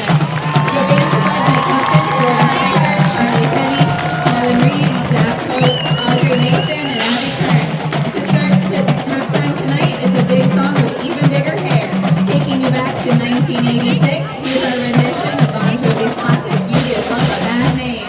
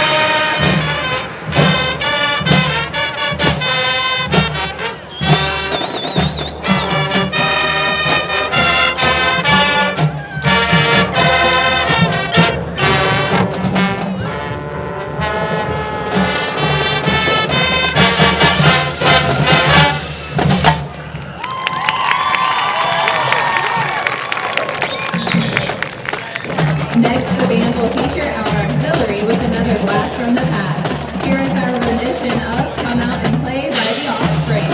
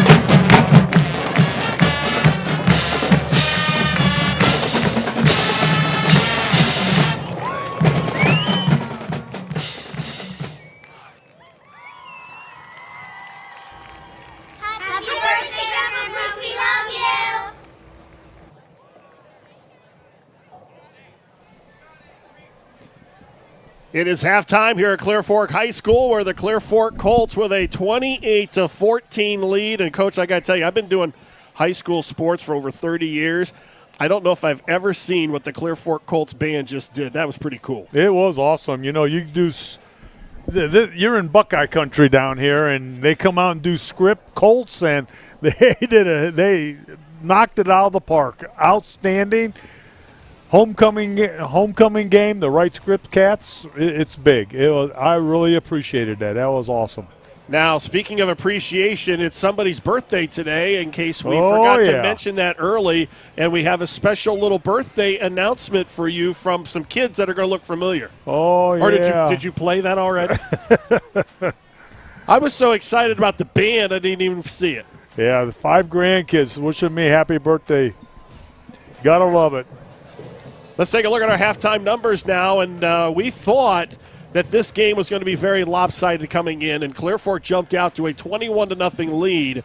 But the Spartans, to their credit, they scored 2 touchdowns in 28 seconds, and they made this a ball game. Clear Fork was able to drive down at the end of the second quarter and punch it in, but this is now a ball game as we head to the third quarter. As we take a look at the halftime numbers, 97 passing yards for the Spartans is respectable.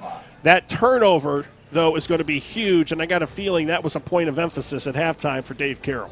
Yeah, you take a look what's happening out there. I just liked the entire ball game. We've seen 7 or 8 ball games this year. This has really been exciting. You're looking at a young team walking into the Colt Corral, and it's hard to win here. Colts come up, go 21-0. You think a team would collapse. I mean, we're done. We're history. It's over. But they come back, Marion Spartans, and they put 2 touchdowns on the scoreboard, and they make a ball game out of it. And right now, the Colts are scrambling a little bit. And as you said, I wonder what it was like in the locker room. The Spartans have had a lot of injuries. They lost 2 of their better defensive players to injury. They lost one of their best running backs to injury. So Kevin Klein has got a lot of young guys out there on the field, and sometimes you don't know what you don't know. Yeah. And they come into an environment like this, they get down 21-0, and what things he told me is he likes the mental makeup of this team. He says they come out, they have a good attitude, they work hard. Last week was hard getting beat by River Valley the way that they did, but they were looking forward to the challenge of coming here, and they came in ready to play. And what I really like about this team is they got a sophomore quarterback. And this young man, he's got an arm on him. He's scored a couple touchdowns already. He's not afraid to put this football team on his shoulders. And with everything that goes with this, they got a future down there in football. Now, having said all of that, it would not shock me in the least if the Colts defense comes out here and makes a statement at the beginning of the third quarter and forces a 3-and-out, if not a turnover. Yeah, this is Coach Carroll football. I mean, he can't be happy with the 14 points he gave up that first half. In fact, in less than 30 seconds, he gave up 2 touchdowns. So look for this defense to really, really pick it up here. Turnovers can bite you, and in the second quarter, it did bite the Colts. The kickoff from the 11-yard line. And up across the 25 to the 26-yard line. Yeah, it's homecoming night, and as a coach, attitudes, ideas, they're looking at prom, they're looking at the date, they're looking at the dance tomorrow night. I know you love homecoming, don't you? Court, yeah. And, let's see if Coach Carroll got them refocused at halftime. Well, you've talked about this before. We were at Centerburg last week, and they had homecoming, and you could see coming out of the gate that they did not have their A game right away. Right. And when you score 3 touchdowns real quick, you have a tendency to sit back. Lowry out of the shotgun on first down, runs right into the teeth of that defense, and he pushes the pile across the 30 to the 32. I mean, he got a 5-yard gain out of that. You got to pat the young man on his back. I mean, he's taking this football team. He's going to put it on their shoulder and say, hey, this is what I can do for us, and off he goes. Second down and 5.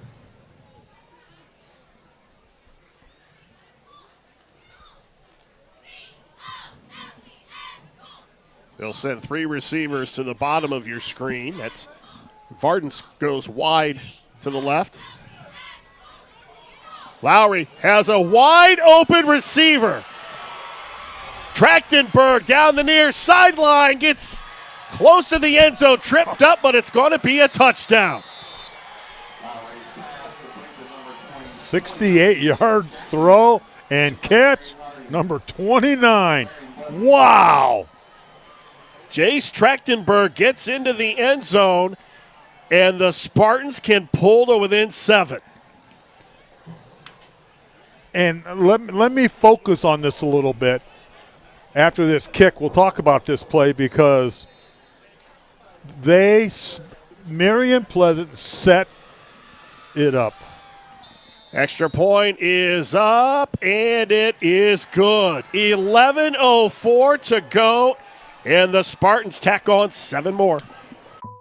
Park National Bank treats your dreams like they're our own. It could be buying your first home together or making a lasting impact in your community, starting a new business on your old stomping grounds, or reimagining your current one to keep up with the times. No matter your financial goals, at Park National Bank, what means a lot to you means a lot to us. I know that I'm not Park's biggest customer, but I'm treated just like I'm Park's biggest customer.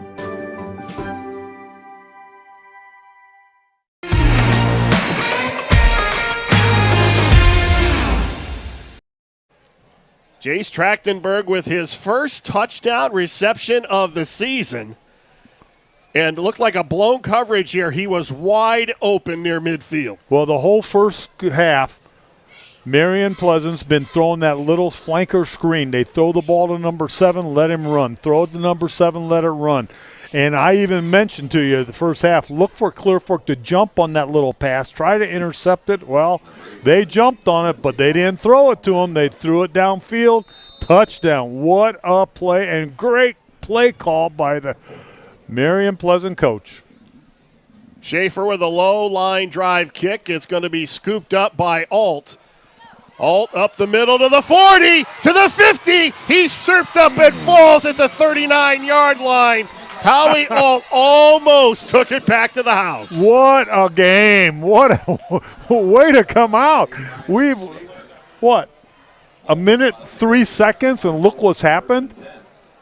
They tried to keep it away from him, but the line let it go right back to him. He scoops it up at the 22-yard line, and the Colts have it 1st and 10 at the Spartan 38-yard line. They call that a shoestring tackle. Wow. Great play. There's an official's timeout on the field here. Something's up with the chains again. They're trying to get them stretched out. That has been a problem here a couple times tonight. Yep. If a link gets kinked, then you got to get it unkinked. Now we're ready to go. That's Robeson in motion. They fake it to him. Skoog to the air again. Lofts it up left side. Has a receiver. And it's caught on the far sideline by Luke Schlosser.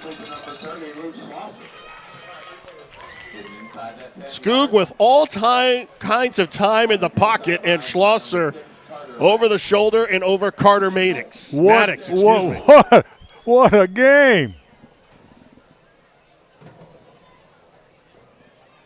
First and goal from the 8. And the fireworks haven't even settled yet. Skoog with an empty backfield.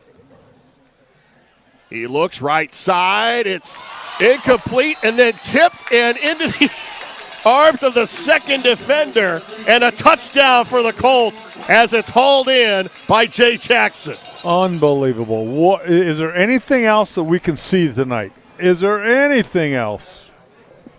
Well, it looked like an incomplete pass, but then it was tipped. 7-yard touchdown pass. Unbelievable.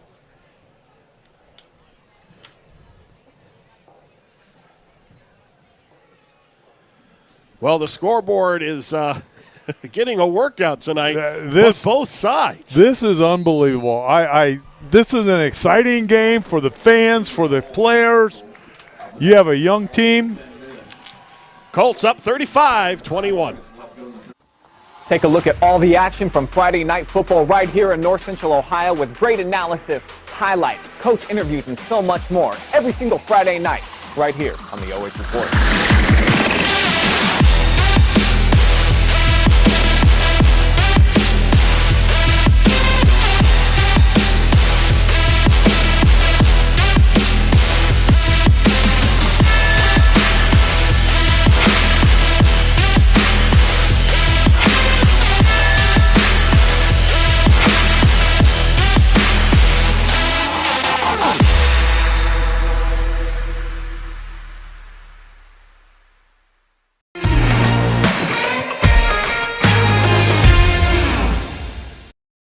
Clear Fork 35, Marion Pleasant 21.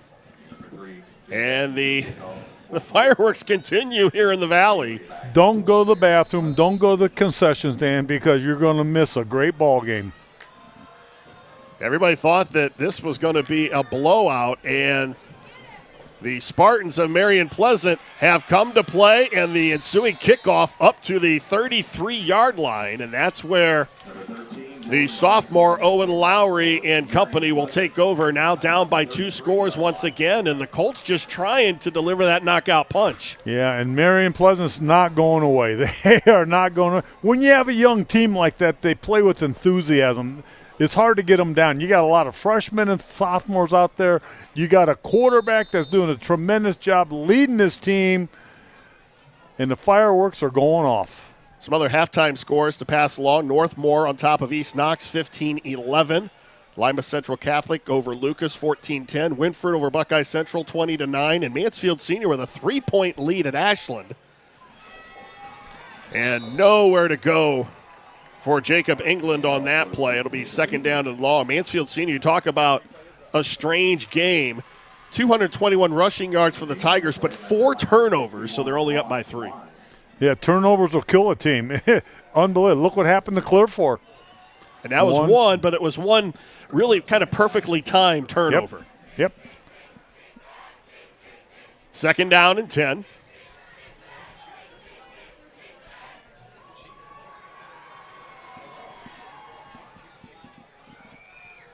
Lowry out of the shotgun, drops straight back to throw. He'll run to his right under some pressure, and he just gets rid of it as he was feeling the heat. That's tough for a quarterback to do. When he's running for his life, he's heading for the sidelines. He didn't take the sack. He knows what he's doing. He threw the ball upfield where nobody could get it, out of bounds. Saves him no negative yardage. Good job by the sophomore quarterback. Luke Schlosser was applying the pressure, and it'll be third down and 10. This is where Clear Fork needs that knockout punch right here. Force them into a punting situation.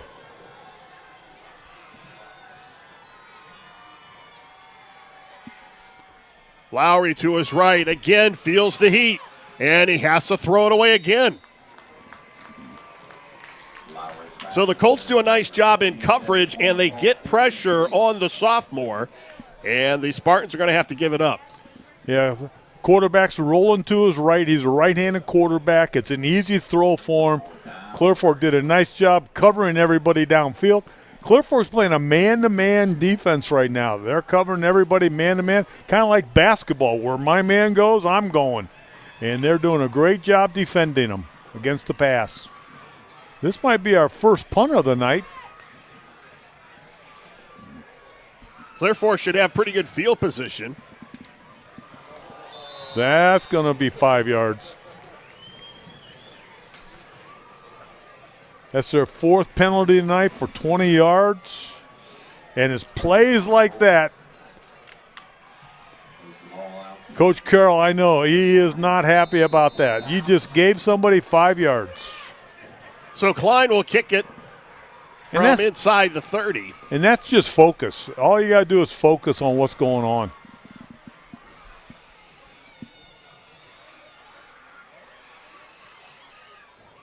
Long count. Nice snap. And Klein gets off a low line drive kick. And Varner's going to watch it roll inside the 15, and it takes a Spartan roll and dies at about the 12. Nice punt, nice punt. I thought Clear Fork was going to have pretty good field position, but they're kind of backed up in the hole now. Let's see what Marion Pleasant can do. Can they hold this offense? Hold them in check. Clear Fork with a 35-21 lead, 9:30 to go, third quarter. If Marion Pleasant can hold them to a 1-2-3 punt, they're going to have great field position.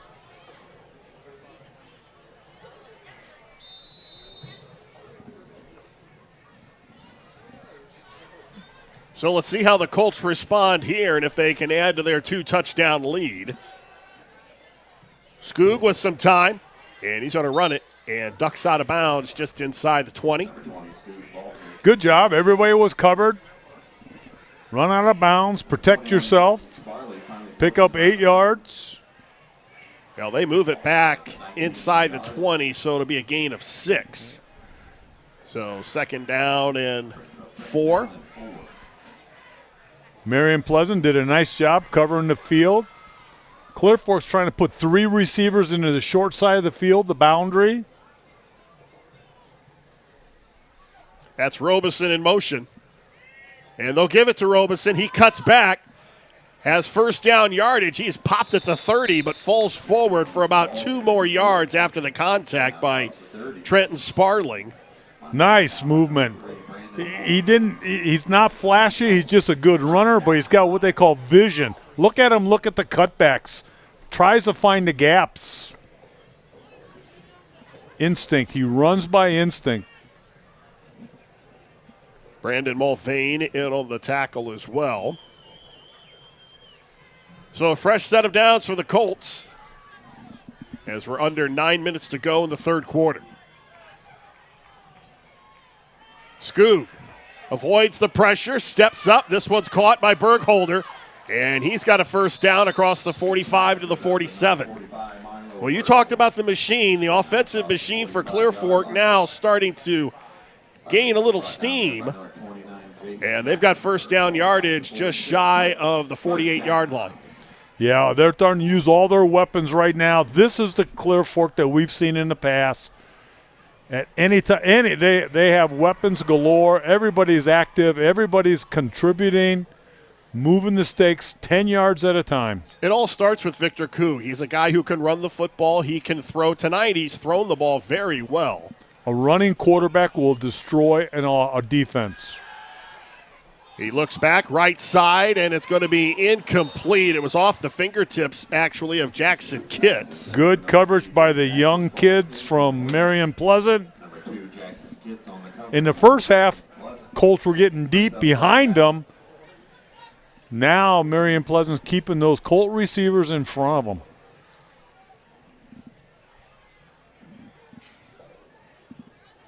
That's only the third incomplete pass for the Colts tonight.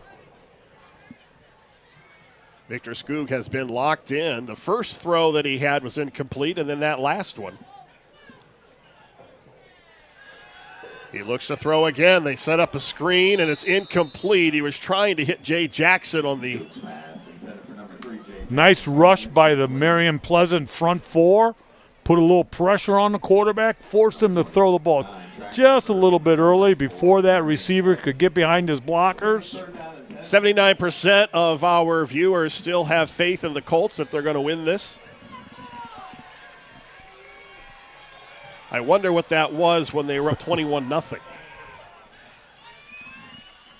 3rd and 10.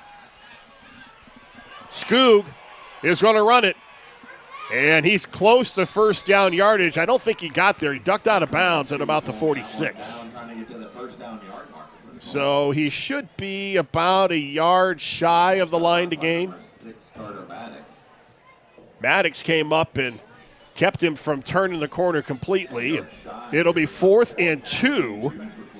You go for it. Yeah, they spot the ball at the Spartan 46. Yeah, with all the weapons Clear Fork has, you go for it. Just like on the touchdown, best ball carrier, best blocker.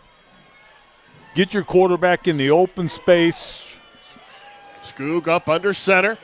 He'll take the snap. He'll take it himself. And from here, we are actually on the line to gain our vantage point from the press box, and that's enough for a first down.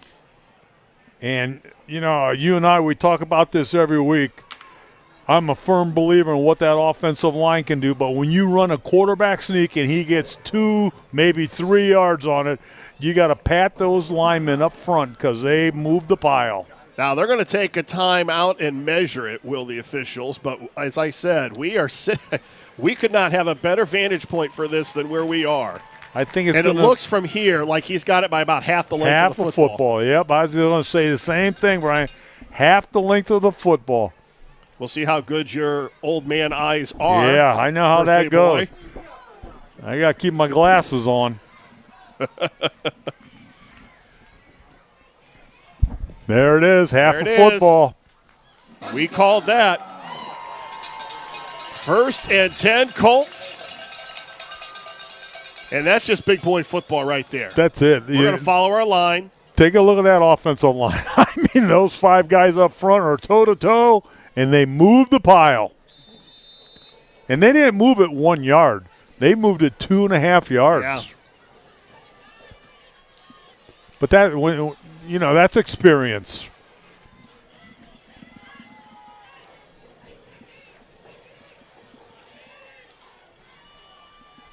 Howie Alt in motion. He'll take the handoff. And he is tripped up and dropped at the 41. Jet sweep. Try to use your speed. Get outside. Look for the cutback. Trachtenberg, who hauled in that 68-yard touchdown reception, made the tackle. And the Colts are on a roll here. Moving the sticks 5 yards at a time. They're in no rush. This is the pace and the rhythm that they like to play at. This is it exactly. This is Colt football. Robeson in motion. And they fake it to him, and Skoog keeps it, breaks some tackles inside the 30, dives forward to the 27, another Colts first down. You know, physically, he's not very imposing, Victor Skoog, but he makes plays. Yeah, he makes it happen for you, and that's what you want from your quarterback. And I'll say it again. I'll go over it 100 times. If you want to put pressure on a defense, just run your quarterback because they got everybody covered. They're spreading out. They're covering all the wideouts. And now you got an offensive line, 5 gentlemen up front and a quarterback, and he just waits till they block, finds the open seam, and off he goes. There you saw a touchdown pass showing off the arm earlier. And wide open in the end zone. Is it caught? Yes, touchdown, Clear Fork. Jay Jackson, the sophomore, hauls it in. 27 yard. Not – what a play. Second touchdown catch.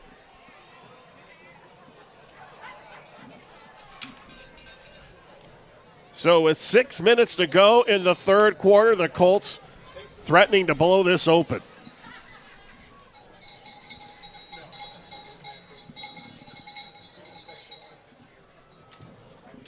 What a drive. Van Osdale's extra point is up and good, and the Colts starting to put it in cruise control. They're up 42-21. Take another look at the touchdown throw by Skoog. The second straight to Jackson, and the sophomore hits Pater. I had to pack up all my things. I had to leave my home. And I never knew where I was going next. But then you came along. There's a child in foster care waiting for a volunteer like you.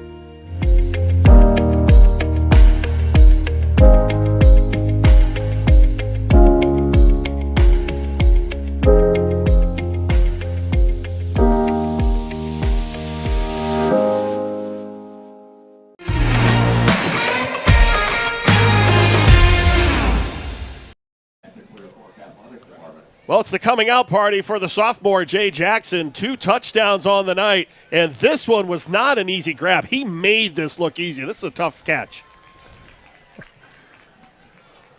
over the experienced receiver for Pleasant. Cades Varner knows what that kind of catch is like.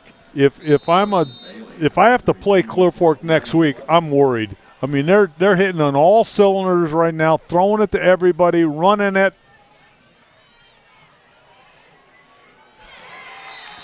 Well, not much on special teams, as you can sense the emotion now from the special teams unit of Clear Fork as Nick Appleman comes up and makes the play. And the fans on the Clear Fork side are getting excited again. There was a moment when you could hear a pin drop on this side. But right now, the defense is playing well. 1, 2, 3 out, holding Marion Pleasant's offense in check. Offense is it's rolling right now. So let's see how the Spartans respond. Down now by 3 touchdowns. They were down 21-0 to start the game. Ball's tipped, and he's lucky that didn't get picked off. Yeah, that's one of those you just kind of hang up in the air. That's the pass they've been throwing, trying to get that wide receiver screen. They ran it before, but they threw it deep. Caught Clear Fork off guard. Pleasant at 1-5 coming into tonight, but they have not played like a 1-5 football team. No, they play like a young group of kids. They're going to make mistakes, but they're going to bounce right back. I like everything they're doing out there. I like what the coach is doing with these kids. Lowry, the sophomore, steps up. And he's going to make a play with his feet. He runs out of bounds at the 25-yard line, and he took a page out of Victor Skoog's book there. Yeah, he picked up a good 7 yards. Looked like a horse collar from here, but no flag was thrown. Schlosser chases him down and makes the stop after a gain of 7. 3rd down and 3. This is a big play. If they can get the first down to move the stakes, get another set of downs, hat off to them. Lowry's going to run it, and he is stuffed in the backfield. Wow, what a play by Burkholder. Wow. As he said, you are not getting through here today. Yeah, the defensive corner rung up the right play for that quarterback keep, and that quarterback's going to feel that tomorrow morning, Brian. He's going to say, oh, boy, does that hurt. So now it's a punting situation. Robeson back to receive the kick. 4th down and 5.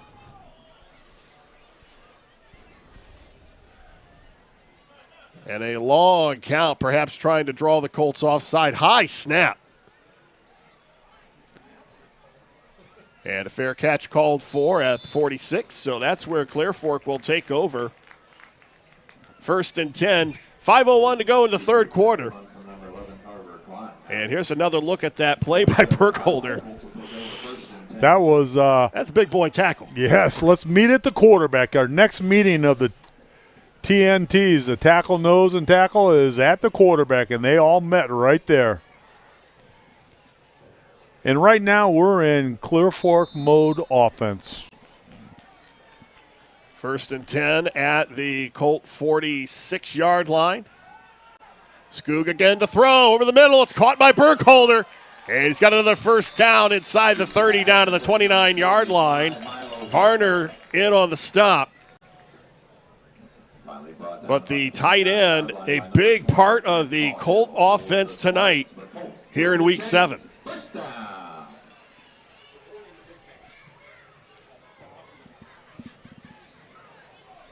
Nice play. I like when teams throw the ball over the middle. That was an all-go route. Everybody goes deep. Skoog again. Look at the time that Victor Skoog has. Now he's going to run it. And he breaks some tackles inside the 15 down to the 13. Another 1st down. He's finally tripped up by Alex Hall, but Skoog had all kinds of time before he finally decided to take off with it.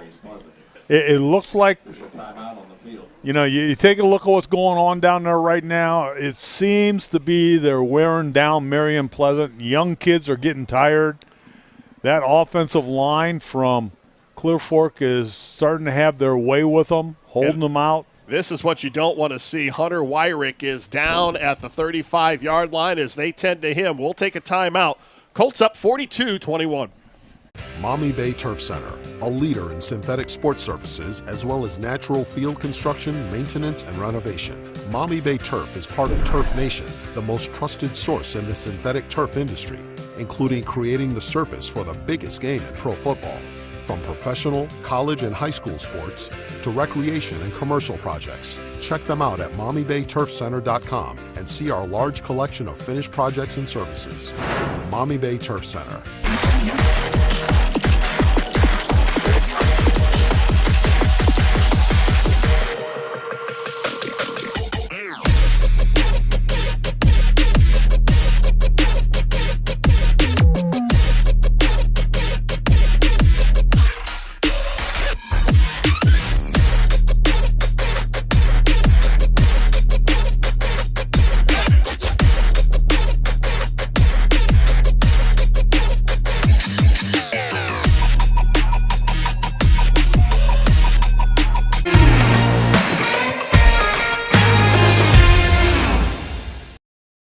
This is a good sign. Weirich up, and he's going to walk off or he's going to be helped off, but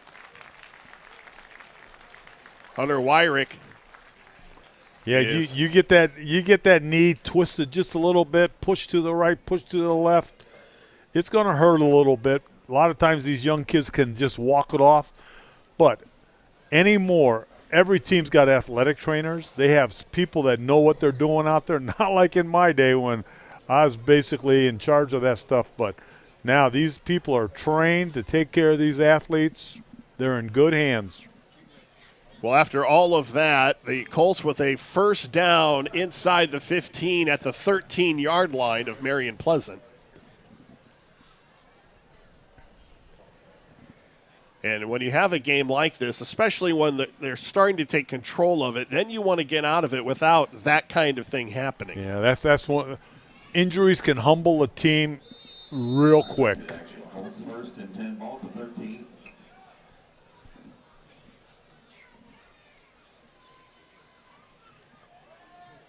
He'll stay on the ground. That's all. He dives forward to the 8. So that'll bring up second down at about 6. Nice run, nice blocking. One thing people don't understand is when you get a quality player hurt, okay, he got hurt. Weirich is an offensive lineman. He got hurt. You not only lose an offensive lineman, he may play defense. So you've lost your defensive lineman. He may be on your specialty teams. So it's like losing 3 or 4 players when a key player goes out of the ball game. There's the standings coming into tonight's action. Clear Fork tied with Highland atop the MOAC. Highland playing Shelby. Schlosser inside the 5, and he's going to be close to another first down. That's that inside counter Clear Fork runs.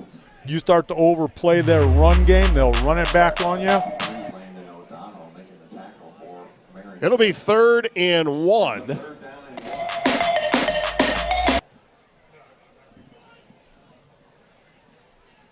You don't want to overcoach yourself here. Best ball carrier, best blocker.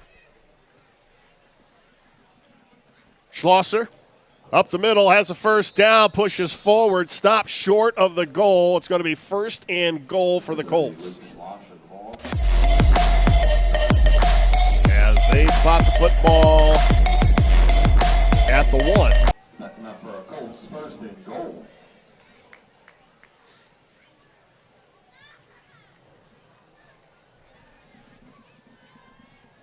Coach Carroll's looking at his play sheet, but I'll tell you right now, he knows what he's going to do.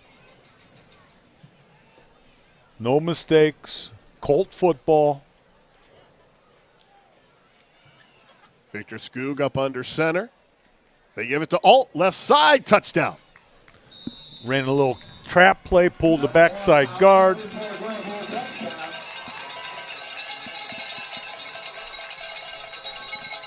Second touchdown of the night for the young man. Actually, that's his 3rd. Yes, you're right. 1 yard, 2 yard, and a 4-yarder.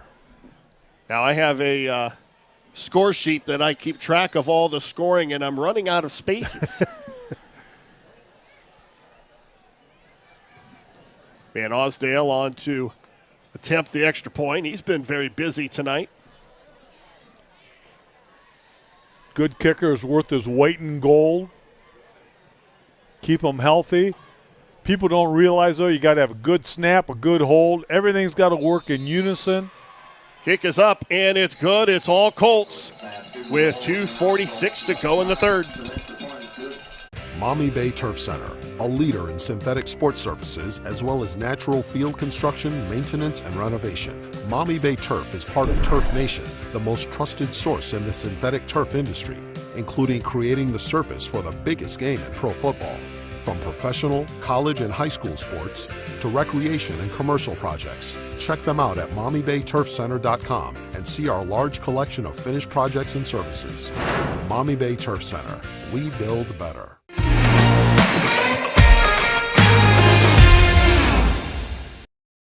Clear Fork with a 49-21 lead with about 2:46 to go here in the third quarter. Marion Pleasant started the third with the big play, the 68-yard touchdown pass to Jace Trachtenberg, but since then, Victor Skoog has thrown 2 touchdown passes and Pauly Alt with his third touchdown run. And the Colts are they're wanting to enjoy homecoming a little bit early. We may get to that running clock here in the fourth quarter. Yeah, the Colt scoring machine is on a roll right now. And more than that, the defense has really picked it up. Ball bounced out of bounds. And I know why I'm getting that look, because the last time I said it, that Marion Pleasant scored twice. Yeah, you're right. You're right. So let's see if they make them kick again. Looks like he is. Kevin Klein's been around the block. Been coaching for a long time. And yeah, it looks like he just might take it at the 35 and get on with his offense. Colt defense is heading to the field. I asked him about the pressure of trying to get this program back to what it was back in their heyday, and he said that pressure is really on him. He doesn't, the players don't feel that. He feels that. He thinks more than the players do, but he likes the mindset of this young team, and he feels in his second season that they're starting to head the direction that he wants them to. Varner, and that's a good start there, but it's dropped at the 35-yard line. Varner just could not haul it in. Yeah, and Varner was behind him. He had to slow down, come back for the ball. A little bit more air under it. That could have been a big touchdown. Pauly Alt, stride for stride, and goes up for the jump ball. And nice protection by the offensive line, giving the quarterback just enough time to get that ball off. We've seen a lot of young quarterbacks, and Lowry he's going to be a good one. He's going to. I like the size of him. I like the speed of the ball coming off his arm when he throws it. He's intelligent. He knows when to throw it away. Lowry again. Looks left side. He's got Trachtenberg again, and that's almost picked off. Good coverage by the defense. Mason Sansom, the sophomore, almost with the pick. You're going to see this same offense in a couple years, and they're not going to miss those. These young men will mature, and that play will be completed. Spartans were 2-9 a year ago in Kevin Klein's first season. Both of those were MOAC wins. And that's not going to be a good play for the highlight reel for the sophomore quarterback, but Bergholder comes up with another outstanding play, this one on the defensive side. Yeah, that's a big loss. Big sack, nowhere to go. Right now what's happening is Clear Fork is starting to wear the offensive line down. That defensive front form is starting to take control of the trenches. Nowhere to run. Nobody open to throw the ball to. Bergholder with his first sack of the season. And another punting situation for the Spartans. And a fair catch called for at the 43, so that's where the Colts will take over. With a 49-21 lead. with 1:44 to go in the third quarter. And as we said, next week, the Colts will travel to Marion Harding before coming back here to play Shelby.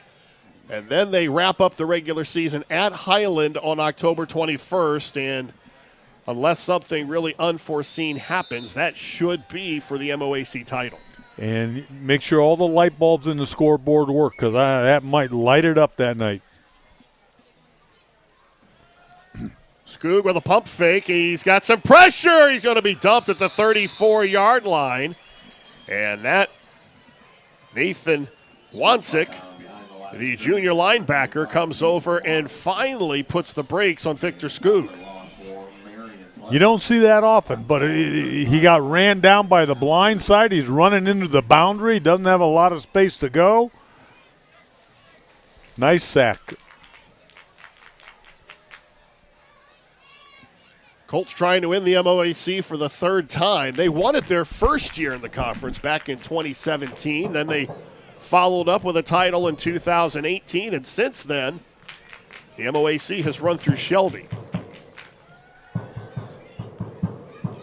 Skoog to the near side, and he runs out of bounds at about 37. And that'll stop the clock with 52 seconds to go in the third. Good coverage by Marion. Nobody open. Skoog just tucks it and gets what he can out of it. Turn it into a positive run instead of a negative pass.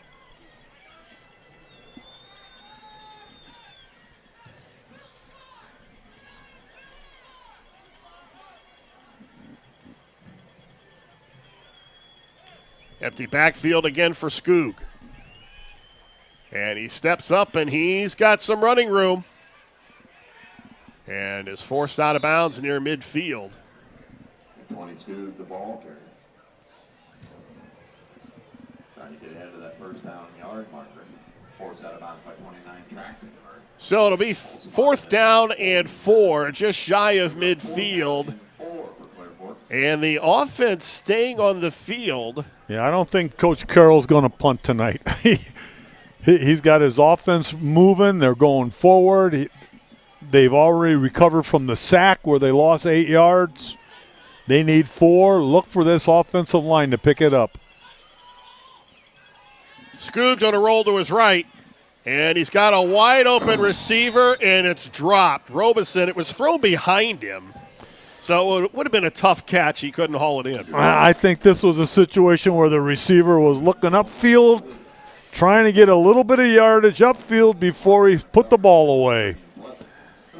And he knows it. He knows it. When they look at films tomorrow, I'm sure Coach is going to talk to him about that one. So a fresh set of downs for the Spartans.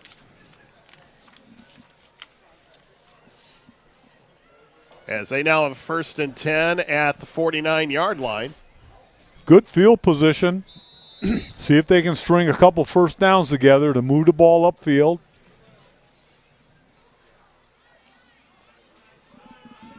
Go back to the ground game, and the Colts say nope. Nope, not going to happen on that play. Handoff goes number 28, Jacob England. Jacob England with the carry, and Schlosser wraps him up at midfield. Or it's Aiden Berry, excuse me. Perry, one of the other linebackers, comes up and makes the play. And this will probably be the final play of the third quarter. Lowry. And he cannot get past midfield, and that will be the final play of the third quarter. We'll be back to the Valley with the fourth. Right after this, you're watching high school football live and free exclusively on the OH Report. Park National Bank treats your dreams like they're our own. It could be buying your first home together, or making a lasting impact in your community, starting a new business on your old stomping grounds, or reimagining your current one to keep up with the times. No matter your financial goals, at Park National Bank, what means a lot to you means a lot to us. I know that I'm not Park's biggest customer, but I'm treated just like I'm Park's biggest customer.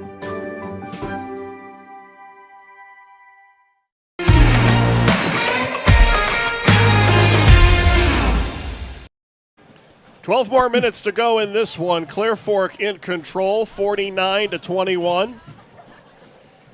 And let's take a look at the final play of the third quarter, and nowhere to go with the ball. kind of indicative of what the Colts defense has done here, minus that 68-yard play to start the third quarter.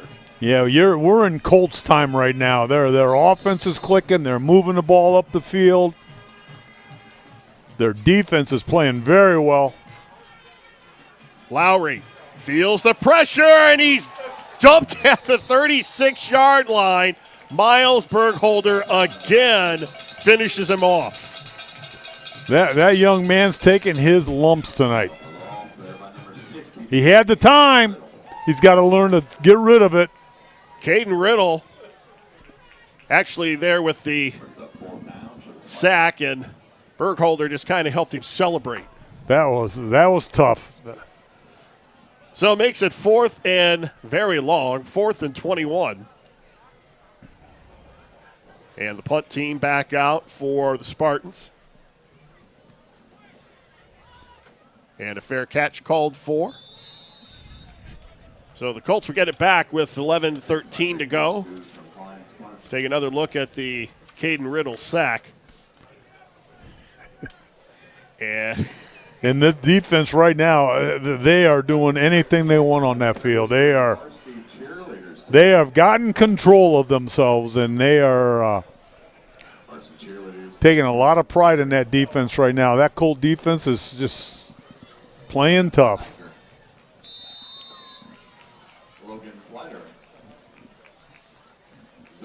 Well, the Colts should improve to 6-1, and entering this week's game, they're number 5 in Division 4, Region 14 in the latest computer rankings. We're going to stay on the ground.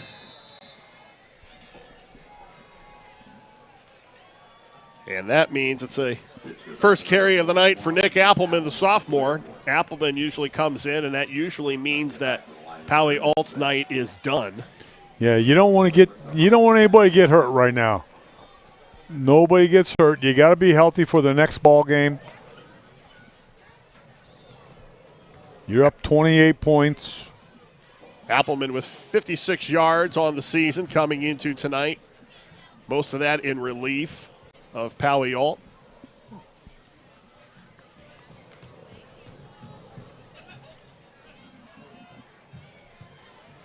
Victor Skoog's night is probably done as well, as Casey Swank is in at quarterback. Yeah, we see a lot of new numbers out there. Coach Carroll's starting to rotate his younger kids in, giving them a little play time. Nice defensive stop right there. Alex Hall right in the middle of it. 3rd down and 10. And the clock is now the friend of the Colts, as we're now under 10 minutes to go.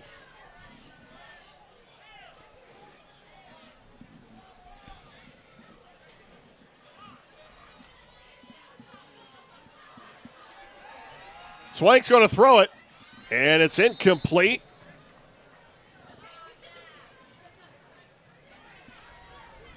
So the Colts, with their backup offense in, go quietly, and they will give the ball back to the Spartans. Little bit of misdirection, try to bootleg with it, fake the run one way, bootleg the other way. Everybody's running away. Good coverage by Marion. Forces a punt. Varner will stand at the 40. And the first punt of the night for Clear Fork with 9:28 to go in the fourth quarter. In fact, that might be the most underutilized position on this team. Low snap. Gets it off. Nice punt. And Harter watches it bounce, and it rolls inside the 20, and everything bouncing well tonight for the Colts as it rolls down to the 10-yard line. That is a NFL-type punt. It goes from end to end. Spartan offense comes back out onto the field. Let's see if Coach Carroll keeps his first defense in there, or he starts to sub a little bit here. Pleasant started their season with a 42-6 home loss to North Union. They got their only win in Week 2, beating Winford 8-0. Since then, it's been 4 straight losses to Whitehall, Shelby, Highland, and River Valley. Tough schedule. Yeah, this is a tough stretch for them. Shelby, Highland, River Valley, and then Clear Fork. And then next week, they end the home portion of their season when they host Ontario, so it doesn't really get a whole lot easier next week. Then they wrap up the regular season at Galleon and then Marion Harding in Week 10. And Lowry overthrows Devin Horn, the senior.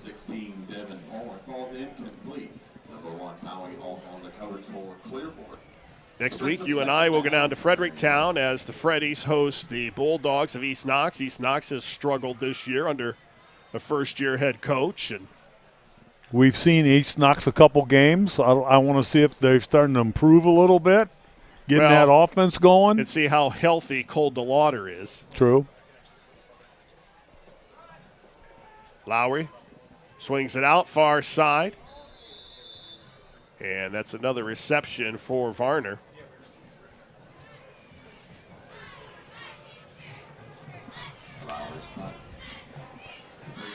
Clutch third down for them. See if they can't keep the ball away from Clear Fork's offense.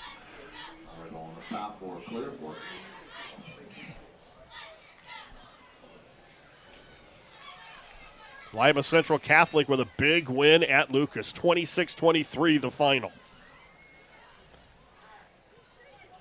And Winford getting by Buckeye Central 35-15.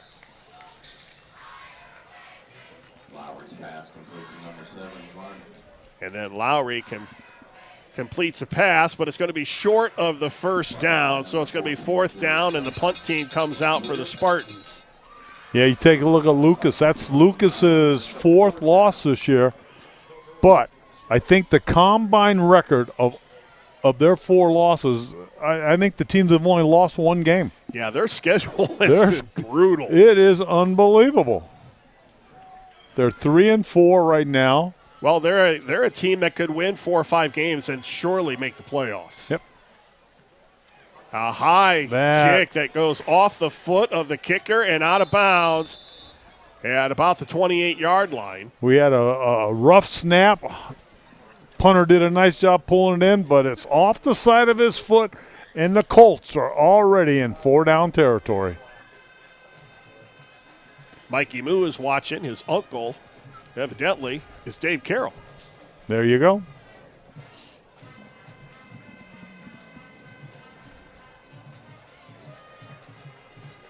Ohio Travels with Chris says, go Colts. And Lynette McCune really appreciates the band show, and the band show it was good. Was extremely good. Strip Colts, that was awesome. So a fresh set of downs for the Colts with a short field. 1st and 10 at the 20. Look at Coach Carroll, keep it on the ground, run the clock down. Gets the new faces out there, new kids out there. Homecoming game. Play as many players as you can. Swank's going to keep it. He cuts back. He's brought down from behind. Wancic makes the tackle after a gain of about 6.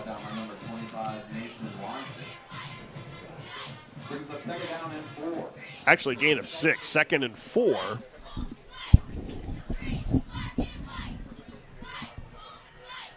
Clear Fork will keep it very simple. Looks like he's got his another offense down there ready to go.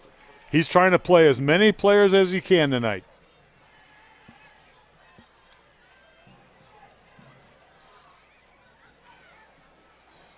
They run inside and down to about the 12-yard line. That's another carry for Appleman. And it'll be 3rd down and 2. Colts are using the entire clock, working the clock down. Most of the starters are out keeping them healthy. Let the younger kids get a little bit of playing time.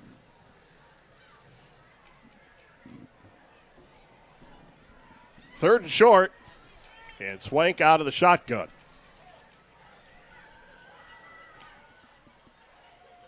And Swank is going to run it around the left side to the 10, to the 5. He gets forward into the end zone for a touchdown. 13-yard run.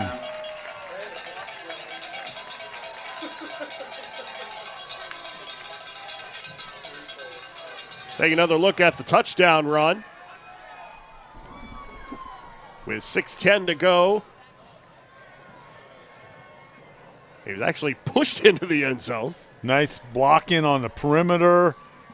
Has a little bit of a seam, and he's in. It's actually Mason Sansom, the sophomore. They actually let him take some snaps at quarterback, and he gets into the end zone.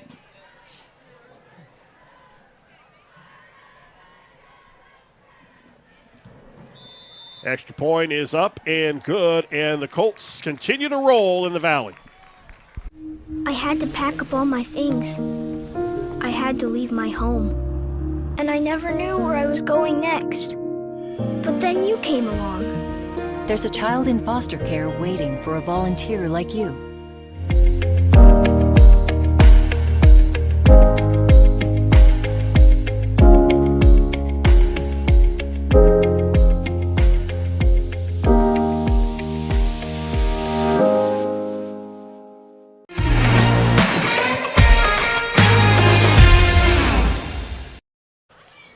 It's all Colts, 56-21, 6:10 to go in the fourth quarter. That means a running clock for the remainder of this ball game, unless the Spartans can get into the end zone or get a field goal.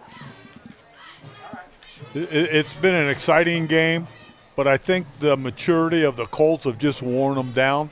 When you have a young team, freshmen, sophomores, a lot of them out there playing, a sophomore at quarterback, when you play a veteran team like Clear Fork will wear you down. And I think they've kind of warmed down a little bit.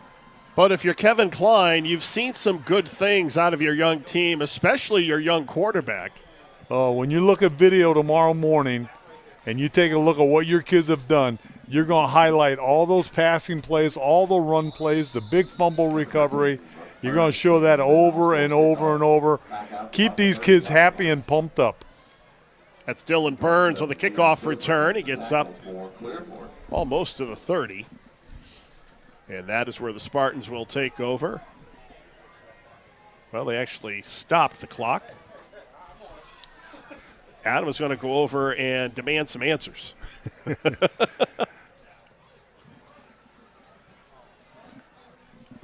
I think it'll run when play starts, and they'll continue us at that time. There it goes.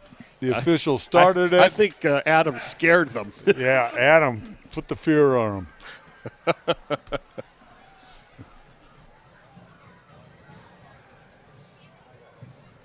Number 32. First carry of the night for Adam Scowden, a freshman. And this is what you want to do. You want to get your young kids into the ball game, get them some experience, keep that light burning in their eyes. So, hey, this is what it's like to be on a varsity football field on Friday night under the lights in a tremendous facility.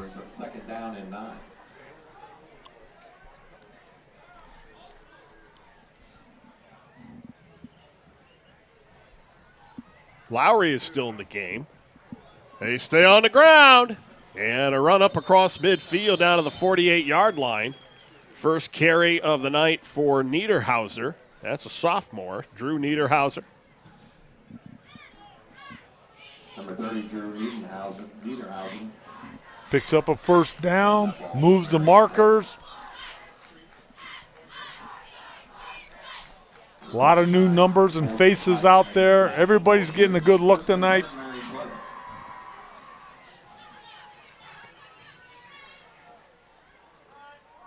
Lowry's going to run it.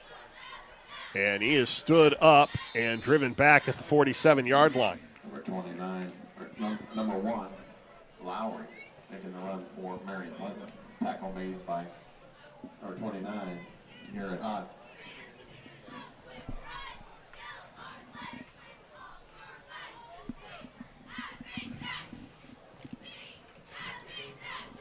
Second down and 8 from the 47.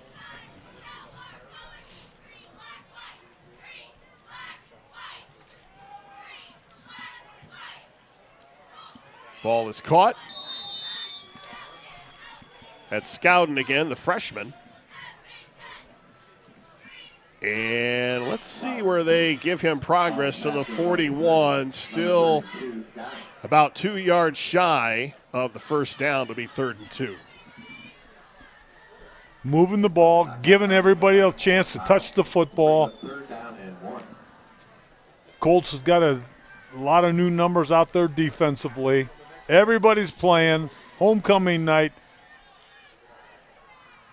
Low snap, and they're going to blow it dead. Yeah, you want to save your quarterback on there. You don't want to get anybody hurt. After tonight's game, they're going to have the Clear Fork Marching Band, a special glow presentation. Yeah, they got lights all over the place. I think that's why everybody's in yellow tonight. All those outfits glow. The student section over there, they're all wearing glow uniforms, all in yellow. 4th down, and the Spartans will take another offensive snap. And Lowry's going to run the option to the far side. He coughs it up. Ball's on the ground. Who has it? Well, it doesn't matter who recovers the fumble. Clear Fork's going to get it. So with 2:15, they'll stop the clock on the change of possession. Turnover on downs, Clear Fork ball on the 46-yard line. 16, Mason Sampson coming up with that ball. Mason Sampson recovers the fumble.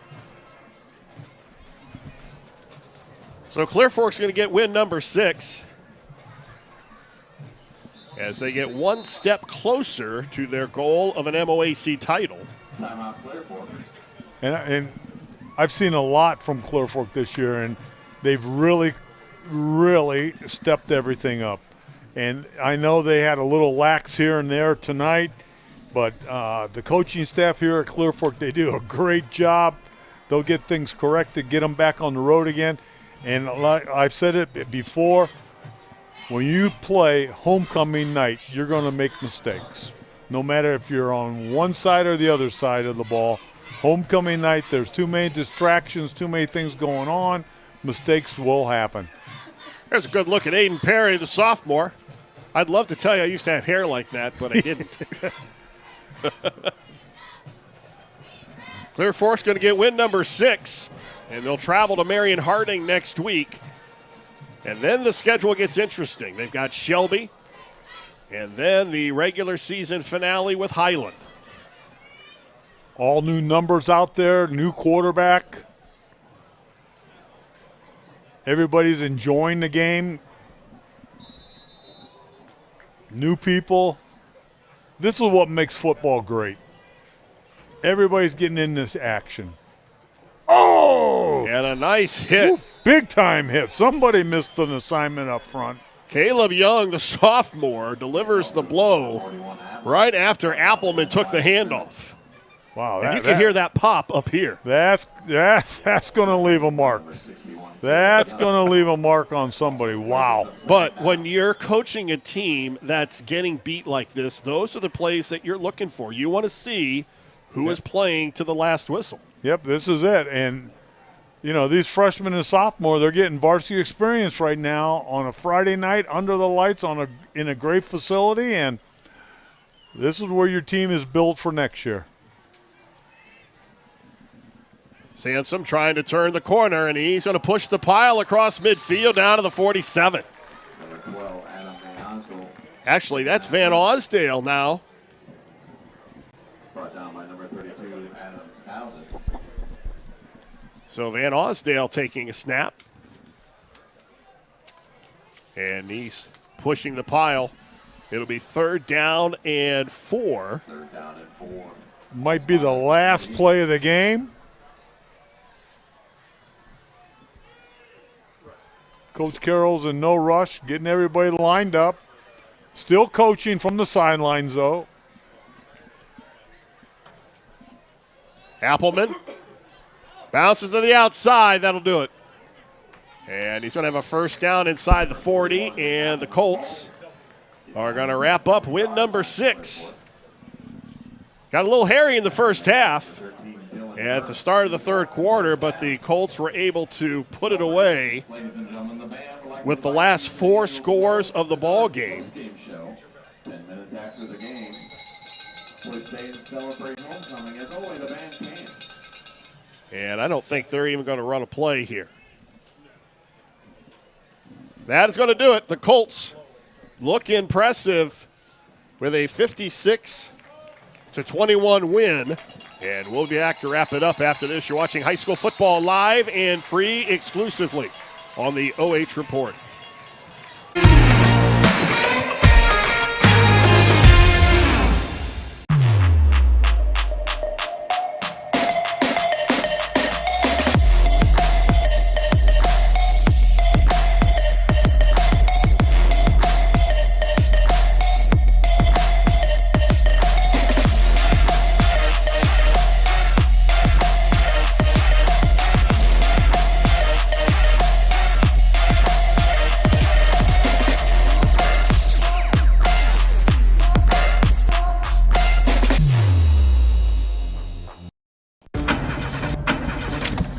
There's a blood shortage and we came up to Dead Lover's Point at midnight on Friday the 13th.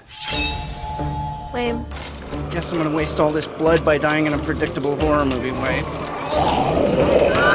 50% of Americans like watching blood get spilled in horror movies, but only 3% donate it. When was the last time you donated blood?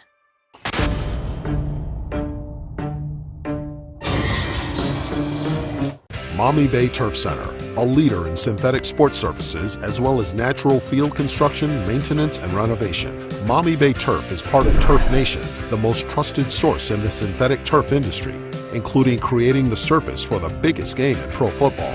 From professional, college, and high school sports to recreation and commercial projects. Check them out at MaumeeBayTurfCenter.com and see our large collection of finished projects and services. Maumee Bay Turf Center. We build better. Park National Bank treats your dreams like they're our own. It could be buying your first home together or making a lasting impact in your community, starting a new business on your old stomping grounds, or reimagining your current one to keep up with the times. No matter your financial goals, at Park National Bank, what means a lot to you means a lot to us. I know that I'm not Park's biggest customer, but I'm treated just like I'm Park's biggest customer. I had to pack up all my things. I had to leave my home. And I never knew where I was going next. But then you came along. There's a child in foster care waiting for a volunteer like you.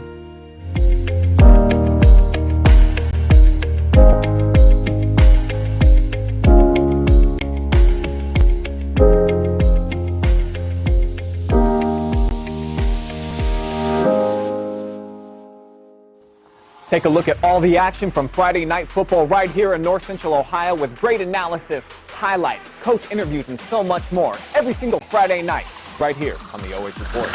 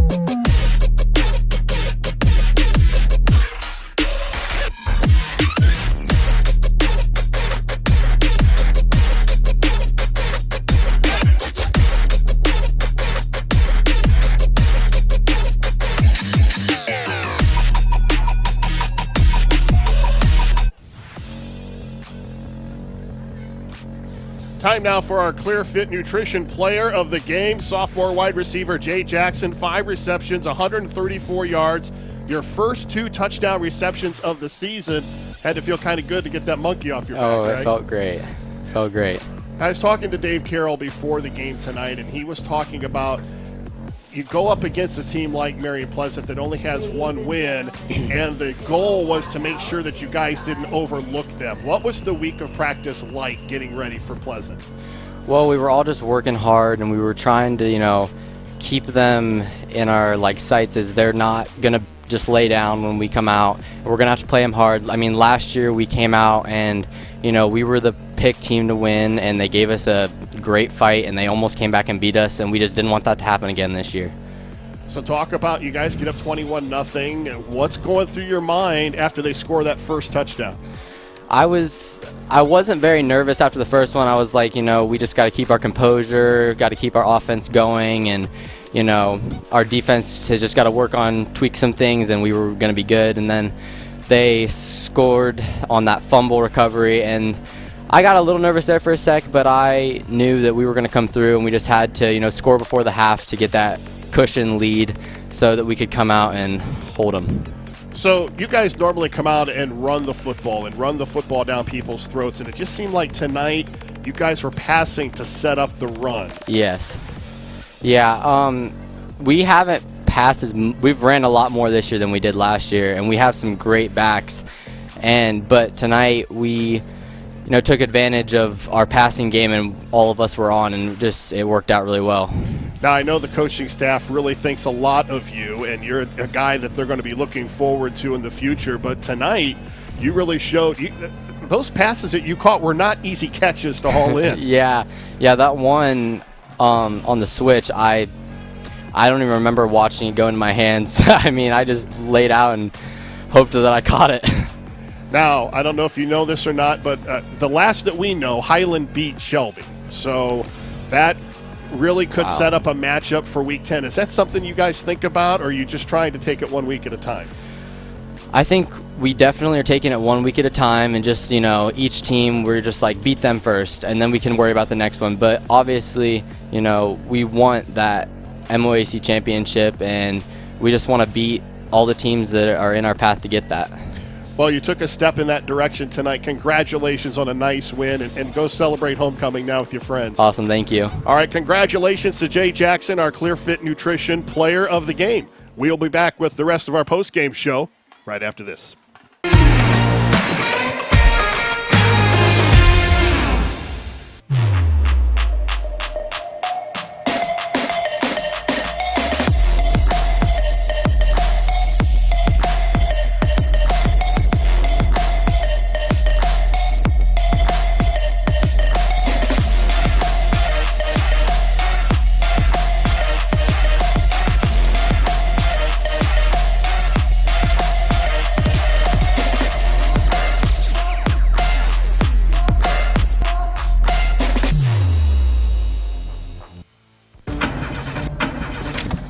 There's a blood shortage, and we came up to Dead Lover's Point at midnight on Friday the 13th.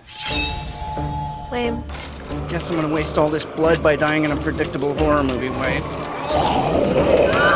50% of Americans like watching blood get spilled in horror movies, but only 3% donate it. When was the last time you donated blood?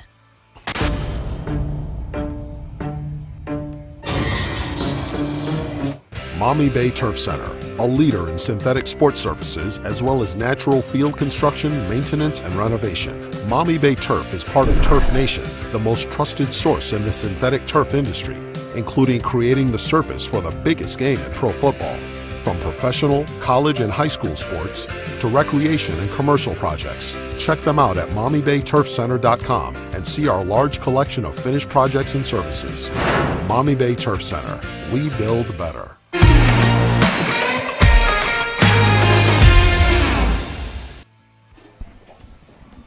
Time for our Mansfield Roofing and Home Improvements post-game show. I am Brian Harter along with Bruce Weirich. Clear Fork with an easy, well, I'm not going to say easy, 56-21 win. You would think it would be easy looking at the scoreboard, but they had to fight for this in the third quarter. Yeah, you got the homecoming jitters. A couple things happened that shouldn't have happened.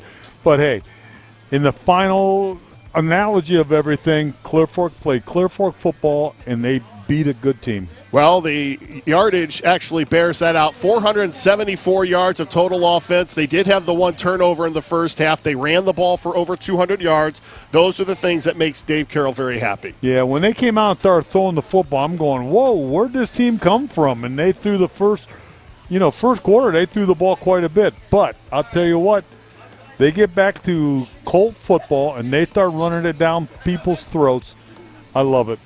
With the win, Clear Fork is now 6-1 overall. They're 4-0 in the MOAC, and Pleasant drops to 1-6. They're 0-4 in conference play. The final score tonight, Clear Fork 56 and Marion Pleasant 21. Our thanks to tonight's broadcast team. Our producer was Adam Thompson, and the fine cam work courtesy of Keaton Cooper. Most of all, our thanks to you for joining us. Once again, the final score, Clear Fork 56 and Marion Pleasant 21. You've been watching high school football live and free exclusively on the OH Report, powered by BS Media Productions, the future of local sports. For Bruce Weirich, I'm Brian Harter. So long from Clear Fork.